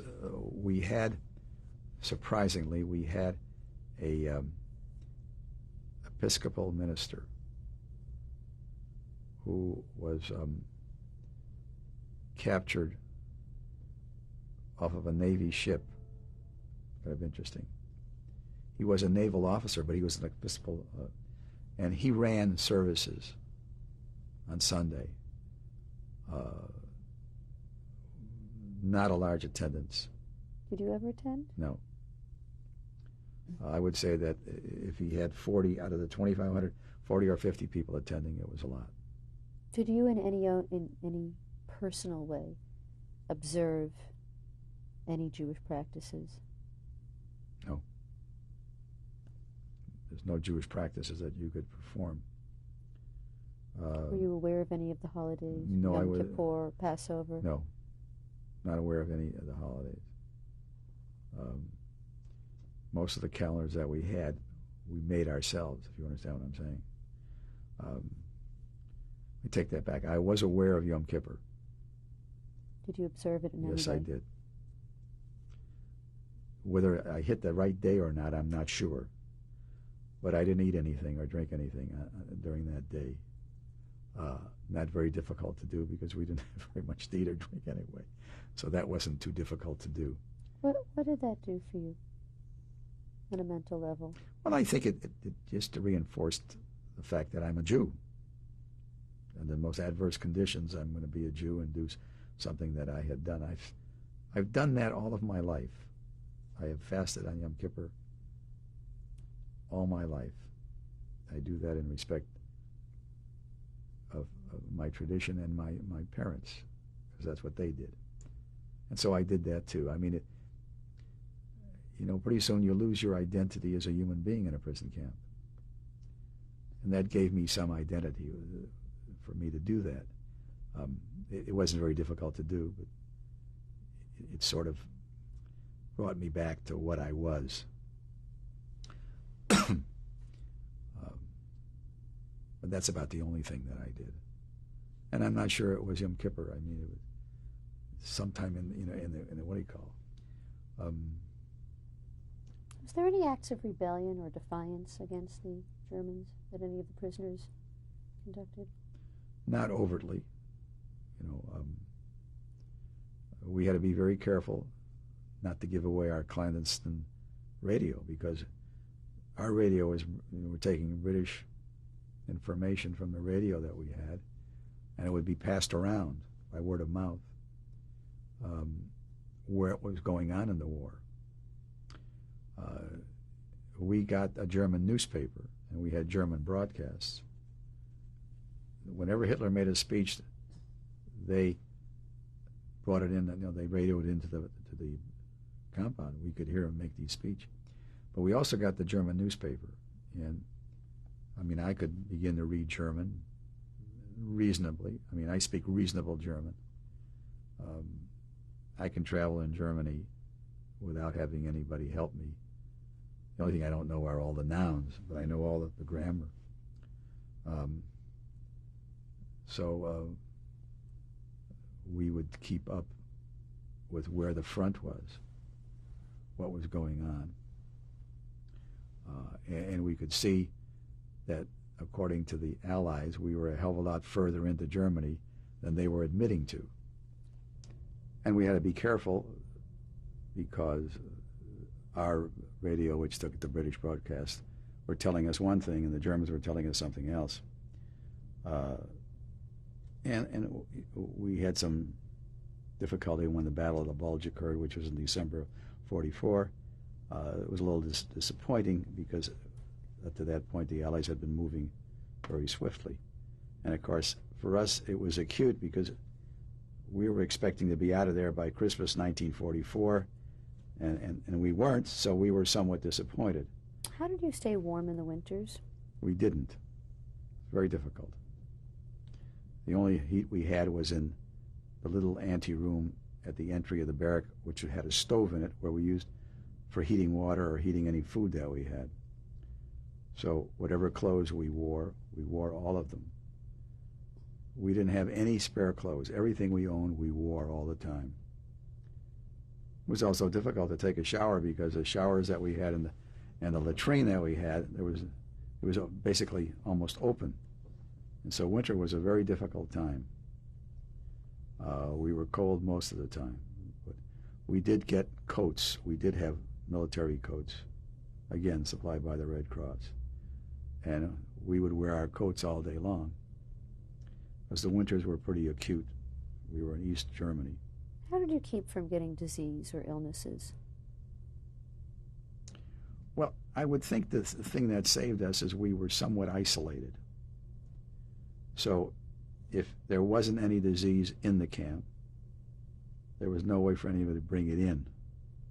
Because when our camp filled up, no more prisoners were taken in. In other words, that was it. They built another camp. In January of 1945, I'm moving up. The Russians were about 10 kilometers away, and for a few weeks we were bombarded all night long with heavy guns. The earth kept jumping up and down from the heavy guns they were using. And supposedly, now I don't have any positive verification, but this is the story, that Hitler gave the order to execute all of us.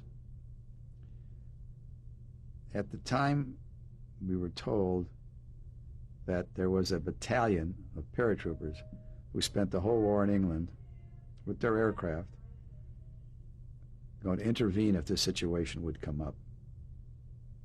If they try to execute us, they would get word out, I don't know how, and this paratrooper battalion would fly in, drop in there, and we would fight our way out.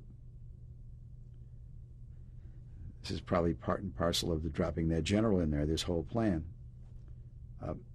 But he was countermanded by Himmler, who said, no, we'll keep these prisoners, we'll use them as a bargaining chip, because he knew the war was over.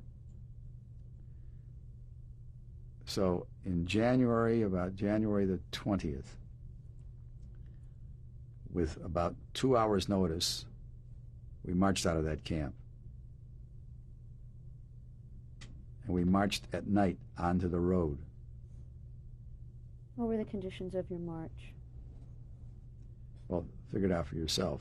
We carried everything we owned, and we carried in a shirt that we had, we made into a little carry-all, using the sleeves around your neck and all the buttons, and we carried whatever foodstuffs we had left. and whatever we thought was important, like that book that I carried, this book. And we marched out at night. And the first night, we stopped in a church that probably held 200 people. How many marched out? 2,500. You said the camp had initially held 5,000. There's two camps. There was a west camp and a south camp. I don't know if the south camp marched out either in front of us or behind us and went a different route. And the British marched out at the same time, and they went a different route. How were you marched out? You just, what was was there a formation or? No, you just marched out. Get any place in the formation you want. And there was a truck, 2 trucks behind us carrying bread. That was the entire foodstuff that they gave us, was bread. We marched and went one way, they went another way. They had no place to put us. They didn't know where we were going. So they just kept us on the road. They wanted to get us out from the Russians capturing us. So we moved away from the front. And we marched for 2 weeks, spending first night in this church, subsequent nights in fields in the middle of winter. And we survived because what our group did, this is our combine, our 12 people. We would find a spot like it was a snow-covered meadow. We would clean out the snow, get down on the ground, all with our clothes on, and then we would cuddle with each other. 12 guys cuddled, and every half an hour, the guy in the back would move in the front. They'd all sugar back. So that most of the time you were inside the bodies. Worked pretty good. At least we all survived okay. And every once in a while when they found someplace, where do you put 2,500 people? And of course, wherever we went, we could find wheels, we would take the wheels and find a box and put the wheels with nails. I mean, scrounge of stuff, make a box with a rope, and we'd pull it. It'd be a little cart they were pulling. I mean, we looked like, you can't imagine what we looked like. So we're marching along the roads because they don't have any equipment to take us out of there. So we marched around for 2 weeks. And then near the end, we wound up in a town called Moscow. Where was that? Well, it was probably no more than 50 miles from where our camp was, away from the camp. Because by the time we were there in the 2 weeks, the Russians had overrun our camp and were, again, maybe 25 kilometers away.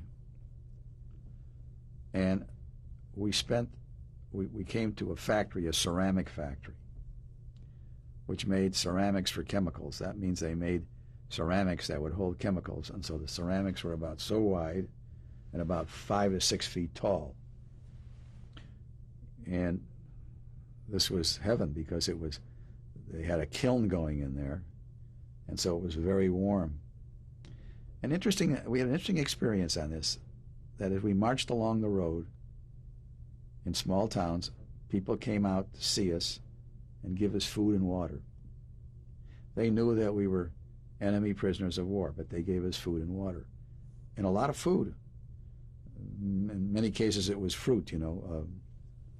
They would hold it out, and you took it, and they'd go get some more, and they hold it out.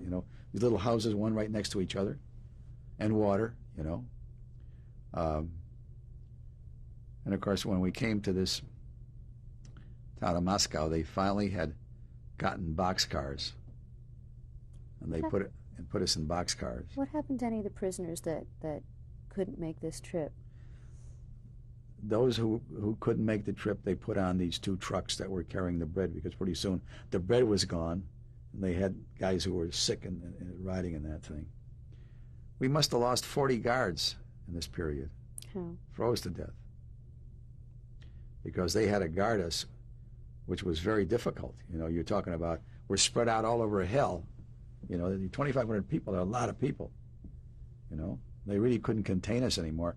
The guards were basically young kids, 15 and 16 years old, or men in their 60s, 50s and 60s. And the old men, most of them are the ones who froze to death.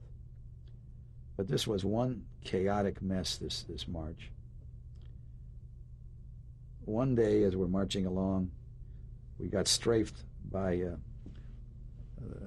British Air Force until they realized what we were.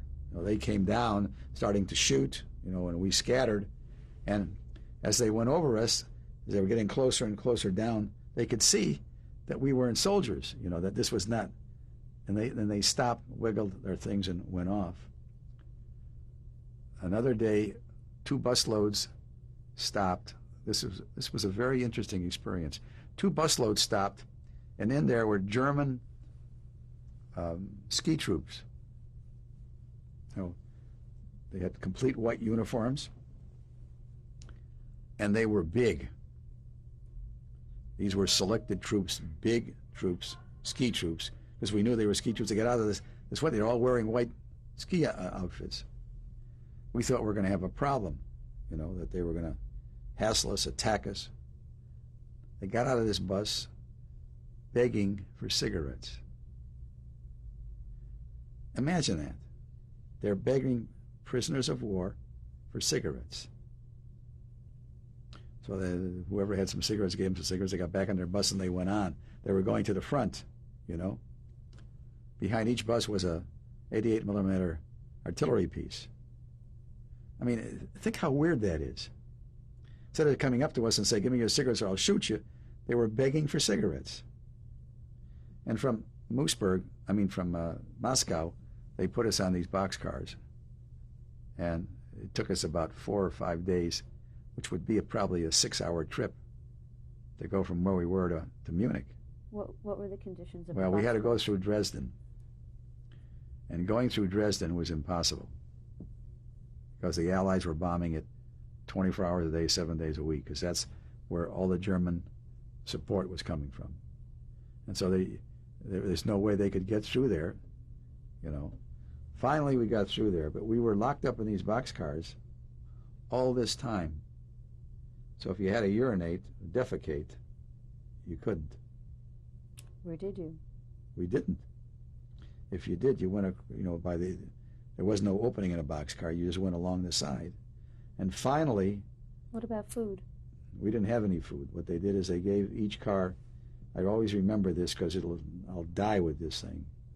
There was no food to speak of. They gave each car, which had about 40 people in it, 3 or 4 cans, number 10 cans. That's a can that's this big, about so tall, of blood sausage. If you've never seen or eaten blood sausage, that's one hell of an experience. But when you're hungry, you eat anything. Anyway, so we finally got through Dresden. 2 or 3 days. I don't know how long it took. It just seemed like forever, because you're locked in this car, and you can't go. And we got on the other side of Dresden. They opened up all the boxcars so you could relieve yourself. And there is a line of 2,000 guys lined up on this trestle with their behinds sticking out, and the sun setting on the other side. It was hilarious, because I was down below the trestle, and I look up and see this sunset setting over these guys with their bare behinds hanging out. Anyway, it took us a couple of days, and we got to Moosburg, where the train actually pulled right into this camp. And we were in this camp, and you saw the picture of that camp there. We'll look at that after. And that's where we were until we got liberated for approximately 3 months. I want to backtrack a little bit. You brought up several times a book that you had. We'll look at it after. Tell me the significance of the book. What's in the book? Where you got it? Well, the book was a book that was given to us by the Canadian Red Cross. And basically, the book... We'll look at it after. Okay, I just wanted to look at the front of the book. It said a wartime log. And, of course, the book was actually created for soldiers. It wasn't created for prisoners. But in one of the parcels, that book came. Of course, originally we would have preferred to have the food and not the book. And it was a book really to keep track, because you really, the only paper you had was a paper they gave you to write a letter. I have one of those too, which the Germans supplied, but there was no writing stuff to speak of. Everything was in short supply. So this book gave you a chance, number one, to take the names and addresses of all the people that you had made friends in the 2 years that you were there, to make any kind of memorandum. As you see, I've made memorandum in there of all the books I read. It also gave you an opportunity to put in there a diary if you wanted to. Some people made that into a diary, and every day they made an entry in it. There was nothing else. I mean, this was it. And so... What other things did you record in your book? Well, I recorded the names and addresses of people who lived in my barrack. And that barrack held 72 people, most of whom we all became very close, living in this close proximity. There were 6 combines of 12 people in each combine. And so I took their names and addresses. I also kept a log of some of the things that happened to us as we went along. Difficult to carry. That book was heavy, and it weighed a lot when I carried it, but I couldn't record anything while I was on the trip. I recorded in there after we got back to Moosburg. I also kept a record of all the books that I read. I also made some drawings of all the things that we made. Now, the only wood we had were from bedboards, most of which had been confiscated by our escape committee to use it to shear up the tunnels. What kinds of things did you make? Well, we made, what we made was out of a can. We got powdered milk called Klim, which is milk spelled backwards. It's a can that's about so big and about so high. And we took that metal and shaped it into all kinds of things. We made what we called a blower.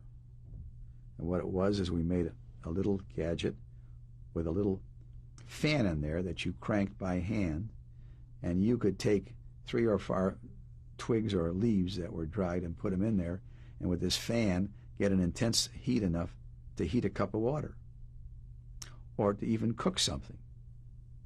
Okay? Because we only had this one stove with 72 people, you could not always get to the stove, so you'd go outside and you'd find any kind of refuse and put it in there and light it and then crank this thing, and it would give you, like an acetylene torch, heat. So you could cook a lot of things on a little tiny, what do you call it? We also made a grater so that we could take this chocolate D-bar, which is unsugared, and grind it up and make it into a chocolate cake by putting in the biscuits that we made, grind them up. We had a grinder. We'd grind up the biscuits into powder. We used the chocolate and the biscuits and tooth powder as a leavening agent, and we could make a cake. It didn't taste like a cake you have here, but it was a reasonable substitute. We would take raisins and prunes, which came in the Red Cross parcels, and ferment them and make a wine, which of course made everybody sick, but it was fun while you were drinking it. And so all these gadgets that we made, we What did you make out of the bedboards? Well, if we wanted to make anything that needed wood, we would take the bedboard and make it out of that. Variety of different things we made because we had no cooking utensils. We had to make our own. And so we did that. We had no dishes. So what we did is we took this metal part and fashioned into square dishes. If we wanted to make something that would serve 12 people, which we did. Interesting enough, the way you serve 12 people is the guy who divided it chose last. So he made sure that all 12 portions were exactly the same size, because he knew that if he didn't, when his last choice came up, there'd be nothing left. And so we made cooking pans. Without any soldering equipment, we would just pound them together. And we would take a bedboard and make it into a handle, and take part of that thing and make it into a head to make a little hammer to tap this stuff. We made everything ourselves. Nothing was given to us. And the ingenuity was unbelievable of all the things that you made. Why did you record it in pictures? Well, we didn't have a camera to photograph it. And so if I wanted to, I'm looking at it now, and I can't even remember what these things were that I drew there, but they were there. The only thing they supplied us with, which was a called a Trinkwasser, which is German for drinking water, and it was a water pitcher. And so we use that for everything. You use it to bring soup from the communal kitchen, their communal kitchen, not ours, but theirs. You know, every morning you would get your rations by lining up with this Trinkwasser. If it was soup, you get a Trinkwasser full of this stuff they called soup, which was really garbage. And you also get, for every combine would get a loaf of bread, which would cut into 12 slices. So even that, you know, we needed a bedboard to make it for a breadboard on which to cut the, what do you call it? You know, we did have some knives and forks, not many, but just enough so that we could, you know, and spoons. So some had a spoon to eat with and some have a fork to eat with, you know, and the knife we used to cut this stuff up. What else did you draw? What else did I draw? Well, I drew some pictures of somebody using a woman's skirt and a woman as a parachute. I drew pictures of one of the barracks. Why did you draw that? Well, you know, in lieu of a photographic ability, the only thing you could really record is by drawing it. What was important about recording the barracks? It's a good question. Why I did it, I don't remember, because I didn't have a wife or children. I didn't even have, at that time, I don't think I had an active girlfriend. They'd been gone a long time. They never heard from me. Most of the people who I was writing to me, suddenly their letters were returned, missing in action.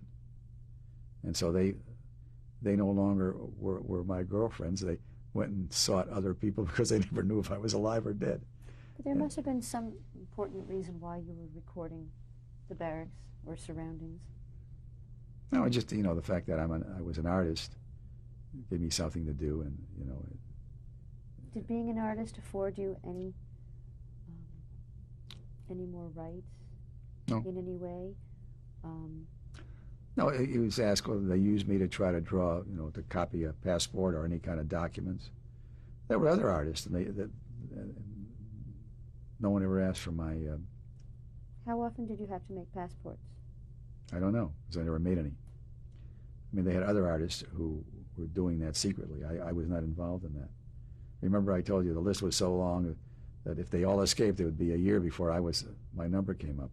So I was not involved in the escape thing, except that they did confiscate my cigarettes, which I was happy to give, you know, for the escape committee.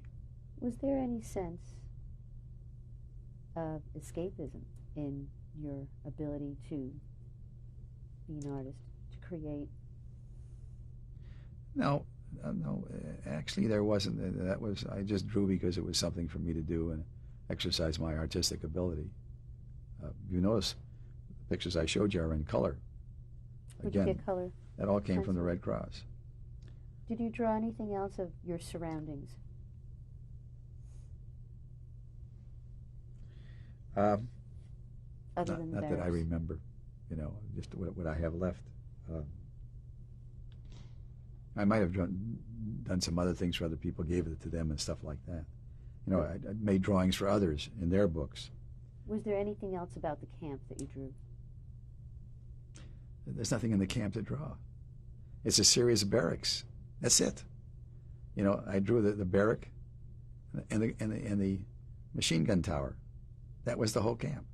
I think there's any value in those pictures today? Any value in them? As representation? For me, there's a value. I'm going to leave this to my grandson, and he'll have the experiences of knowing his grandfather and what I did and all that. But there's... What about for historical purposes, as far as record? Historical purposes, I don't know for whose history. I mean, you know, there were other people there. There were a lot of people there who were talented, who made drawings. I mean, I don't find there's anything great about what I did. I mean, they're well done. I mean, I was a good artist at the time, but I don't find that any great historical value or anything like that. There are people who have photographed those barracks subsequent. And as I think I told you, I went back to the Moosburg prison camp. And a lot of them have gone back to the Sagan prison camp. I didn't go to that one, but I did go to Moosburg. We'll save that for after. Okay. Let's now talk about when you first arrived at Moosburg in 1945. How was it different than the previous camp? Well, it had an enormous amount of people in it. How many approximately? No idea. It had a lot of barracks, a lot of people in it, and we were squeezed in substantially, maybe 3 times less space. There were 3 times as many people squeezed into a barrack as there was in Sagan. There was no food. It was rather chaotic. Many of the guards were deserting for a variety of reasons. It was very difficult for the guards themselves. The camp was certainly not the same quality as the camp we came from. It was in pretty bad shape all the way around. It was extremely difficult there because a lot of the things that we had at the other camp, we had to leave behind. We just couldn't carry them. So we had to start all over again, build our little cranks, to heat whatever we had. Everything had to be made from scratch again because we couldn't carry any of these things. We left, we abandoned all that stuff when we left. So it was very difficult. We knew the war was getting closer and closer to the end, which gave us renewed enthusiasm and the ability to survive, because we knew now we could see the war ending. We had the radio again, and the word was passed around what was happening. Long before Patton liberated us, we knew he was coming. How did you know? Well, from the radio. We knew about where he was. And most of us could visualize Germany. When they said he was in so-and-so and such, we knew how far away that was, approximately how far away it was. He's like in Pomona, and he's coming downtown, this kind of thing.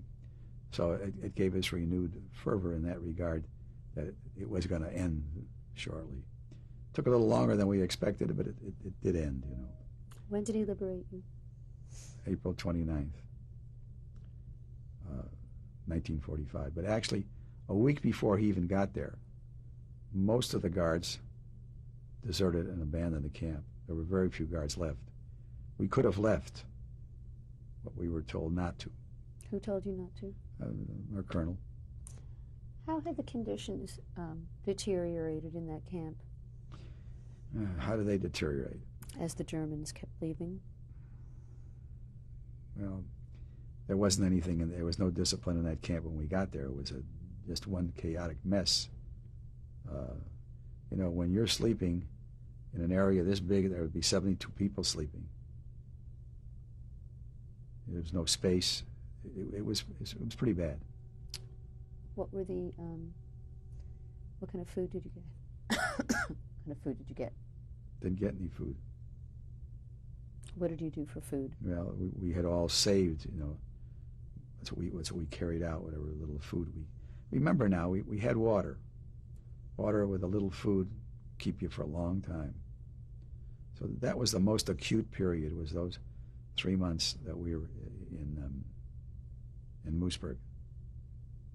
Once in a while we'd get some food. I mean, it wouldn't be every day. Maybe once or twice a week we might get some food, get a little bread, and maybe some soup. Well, bread and soup was basically what we got.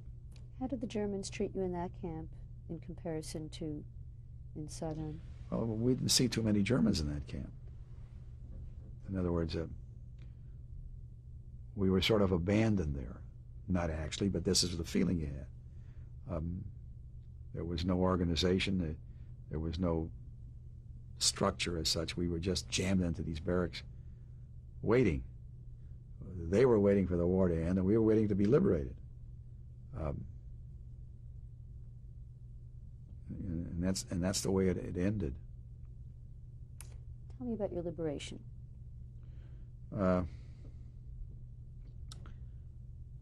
Germans abandoned the camp, and the only ones there that were going to put up any resistance were French SS troops.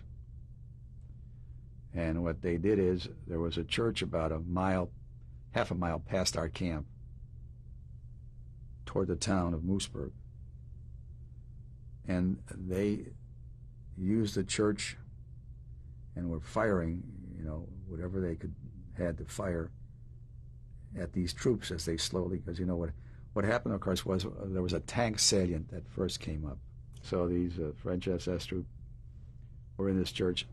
I don't know what they think they were going to do. I mean, here comes the Patton's Third Army. I mean, you're talking about this monstrous. Well, anyway, what happened was 2 or 3 tanks actually pulled up to the gate of our camp. They were on the road, not in the camp. And they were firing at them. And they just threw a few shells and destroyed the church, and that was the end of it.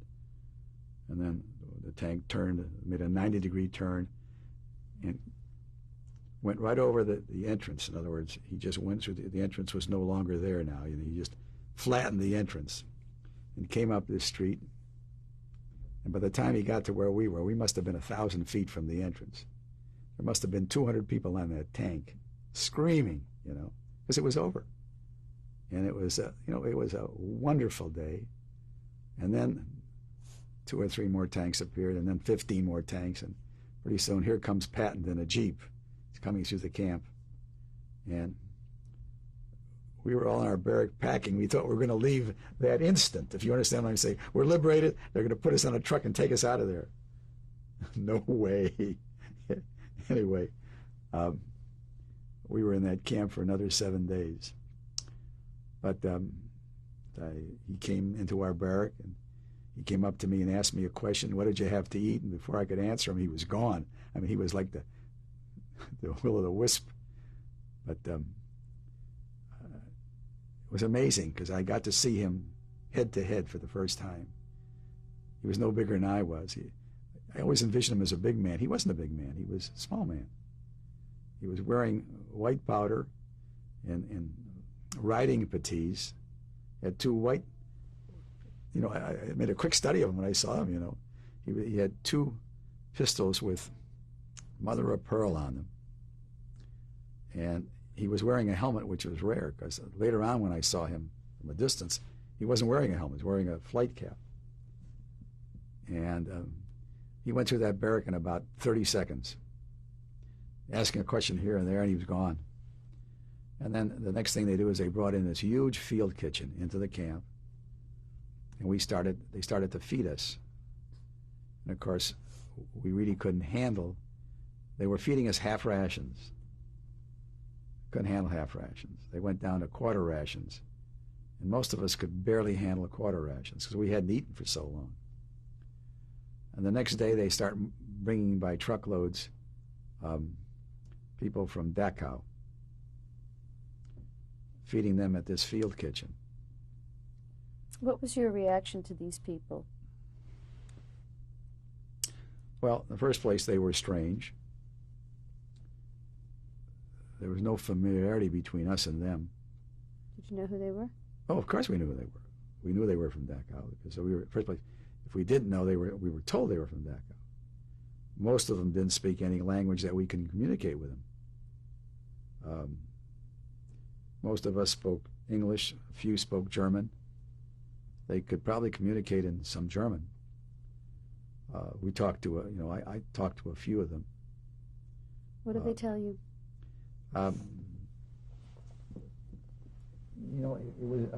It wasn't of any severe consequence that I can remember. It was mostly, where are you from? These were the ones who had survived. They had been surviving for some time now. They didn't look any worse than we did. Matter of fact, we looked in some cases worse than they did. The thing that made them stand out were their pajamas, that pajama uniform they were wearing with those stupid stripes. I don't know if they were all Jewish or not. I'm trying to think back, did they have a Jewish star, which would identify them? I don't really remember now.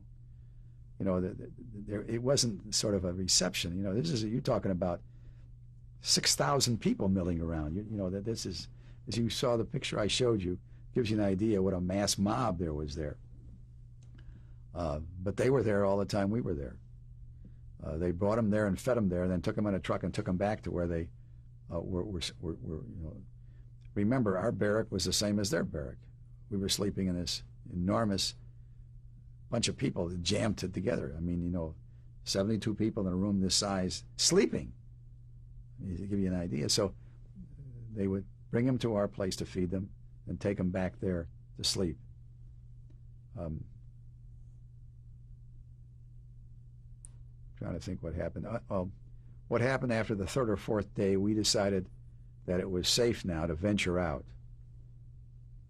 And we left the camp and got a lift with some soldiers into Munich. And Munich was a shambles. And we went to a gas station where all these people had left their cars, under orders, I guess. But they'd spiked them all with sugar so that they'd ruined the engines. So the guards there, we said, "You got any cars that work?" And they said, "Well, I'll tell you what we've got. We've got a tricycle car." It was a little truck that was a tricycle truck. Well, that's about the only thing that was running, so we took it. They gave us 2 cans of gasoline, and we got in there, and we drove all over the countryside. And, of course, they'd liberate all these Russians in our camp, because our camp had Russians in it, and they were out there going into houses and throwing the people out and taking what they could. It was somewhat chaotic. The Army was moving through there because, we're not too far from Czechoslovakia. And Patton, in his great wisdom, wanted to take Czechoslovakia. But our government said no, but he was going anyway until they said stop. And so it was before they could bring in occupation troops, there was a great deal of chaos at the time. And so we'd go into Munich, and we were scrounging around for what we could find, food and drink. And we drove around the countryside because we were waiting for them to get planes to fly us out of there. It took about 2 weeks, so every day we'd get up. Now we were having food. We're now feeling pretty good. We got into warehouses. We now were wearing German uniforms, which was kind of dangerous because our people, they'd see us coming down the road and look at us.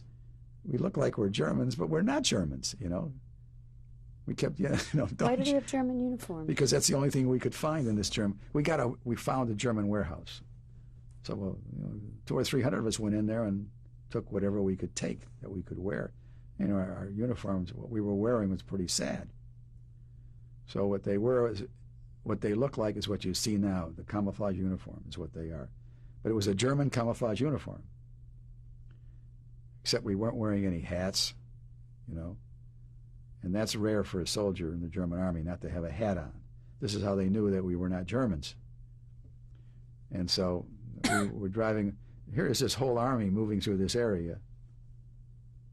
And here are these crazy Kriegies driving around all these crazy uniforms and all kinds of cockamamie cars that they found someplace, What's a Kriegie? A Kriegie is a nickname for a prisoner of war. The word Krieg in German means battle. And so this would be a sort of a son of a battle. I don't know why they call it, but we were referred to as Kriegies. Kriegsgefangenen is a prisoner of war. So it's a shortening of Kriegsgefangenen. It's called a Kriegie, so this is where it came from. Even the Germans call us Kriegie. When did you leave Germany? We left Germany about May the 15th. And they flew us back to Reims, France, which was a re-entry into the United States Army. It means first they deloused you. They gave you a physical, make sure you didn't need anything else. They gave you uniforms, gave you occupation money. You were now back in the service again. So a set of circumstances, my friends and I wound up running that camp for a couple of weeks because we complained to the colonel how bad everything was there. He said, if it's bad, why don't you guys run it for a while? So we did. And as a reward, he gave us first shot out of there to go to Lucky Strike, which was on the coast of France, where you could embark to go back to the United States or go back to England. You had your choice. We decided we were going to go to Paris. And so we went to Paris. How long were you there? Well, we were supposed to be there 3 days. You have a 3-day pass because you can stay in a hotel for 3 days. You get your food. It's rest and recreation for 3 days, and you have to go back. Except we realized that if we had a pass, we could stay as long as we want. So we found somebody who had a mimeograph machine in the service, and we made a bunch of passes, and we signed them, which was perfectly legal. Authorized to have a 3-day pass. And every time we ran out of the 3 days, the reason you needed a pass was you could only stay in a hotel for 3 days. So at the end of the 3 days, you got kicked out. You had to leave. So we'd go to another hotel for 3 days. So we spent 2 weeks in Paris doing that, a bunch of us. And then we got tired, and we went back to Lucky Strike and decided instead of going back to England, to our base, we'd go home.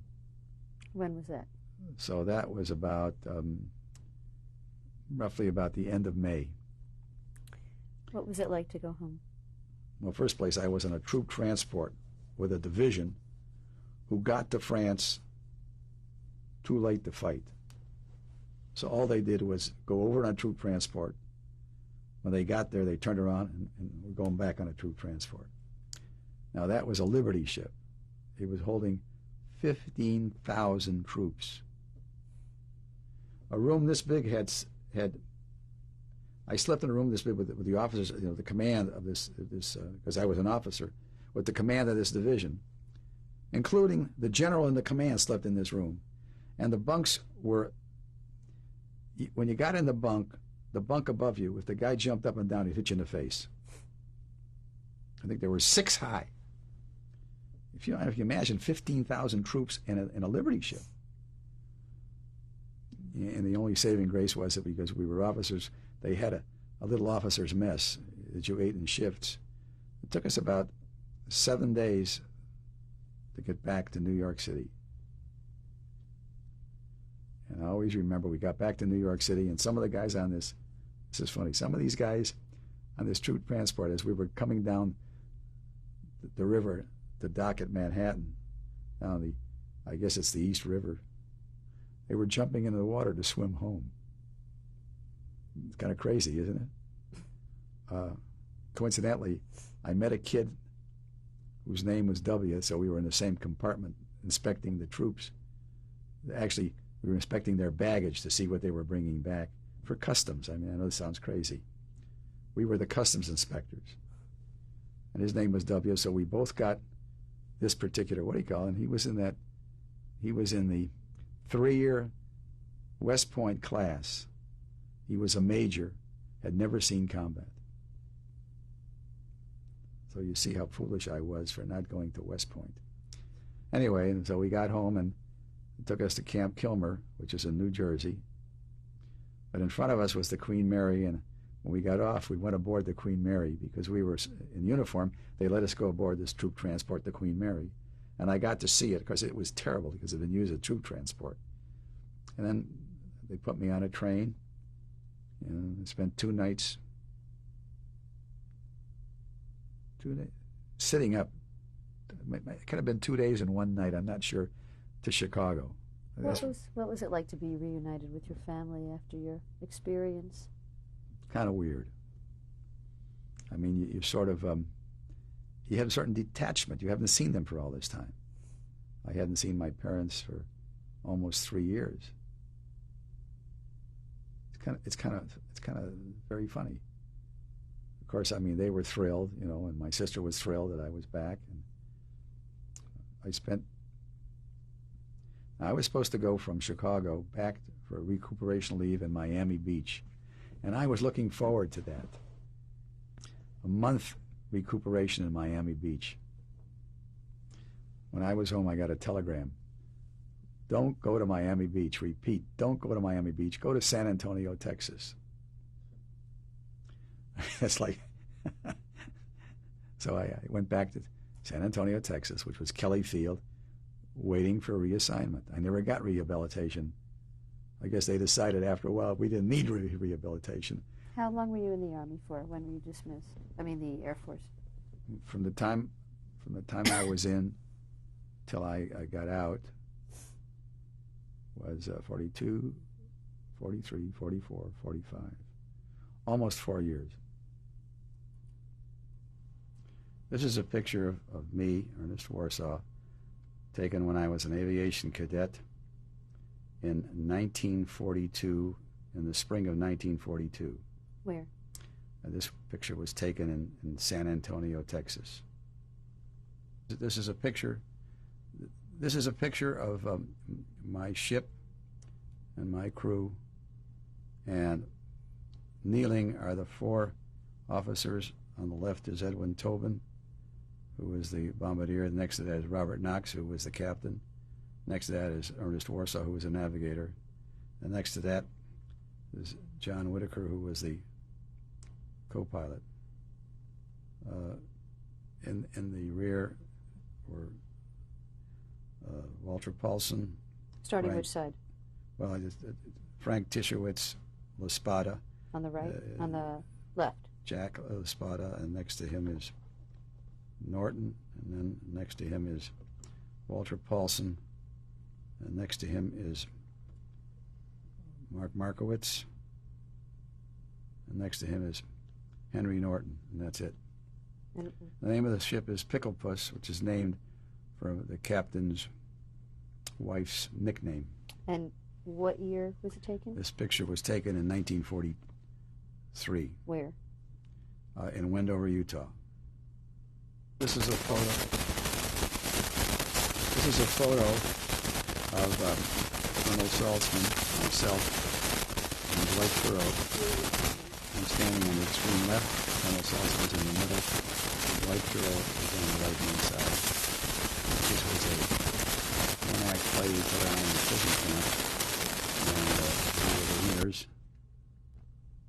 of this competition. What year was this taken? This was taken in 1943. And how were you able to take this photograph? It was taken by a German photographer. This is a sketch of the barrack in which I lived in Stalag Luft III in Sagan, Germany. And this was drawn in 1943. Why did you choose this to make a picture of? Well, since we didn't have a photograph of it, this is the only memory I have of this particular barrack, which I wanted to have some kind of memory of what that barrack looked like. Why? In case I forgot. You're going to show the next one, which is these are drawings of the different things that we made in prison camp from a tin can, which the tin can was from a can of Klim, which is powdered milk. Where's that? And the one on the upper left-hand corner are 3 cans put together to make a coffee pot. And on the right below it was the same size can made with a little crank so that we could mix things and make them into a powder, if we wanted to powder cookies into powder, or crackers. On the right-hand side are different things that we made from bedboards. On the bottom, you're looking at what we made from scrap metal we found into an iron, which we placed on the top of an oven and use it to iron things occasionally. Down on the right-hand corner in blue is a can opener that we made out of a piece of steel. On the left-hand side is a pair of clogs that we made out of material that we found around, plus the wood is from the bedboards on which we slept. What year did you make this drawing? Well, this is made in 1943. And where were you? I was in the Stalag Luft III in Sagan, Germany, in prison camp. This picture is a cartoon that I drew. It's supposed to be funny, with Donald Duck in a prison camp with the expression, "I wanted wings." I drew this in 1943. In the book in which it's contained was a souvenir book given to us by the Canadian Red Cross, in which I have put in whatever memories I wanted to have of my time spent there. It was the only thing that we had to write on. And so this contains a list of all the books I read, all the places that we marched to, and some of the drawings that I made. This is a picture taken by a Third Army cameraman or photographer of our camp in Moosburg, Germany, on April the 29th, 1945, when we were liberated by Patton and Patton's Third Army. And this, as you can see, the smiles on the faces of everybody in this picture, was a very happy occasion. We were finally free.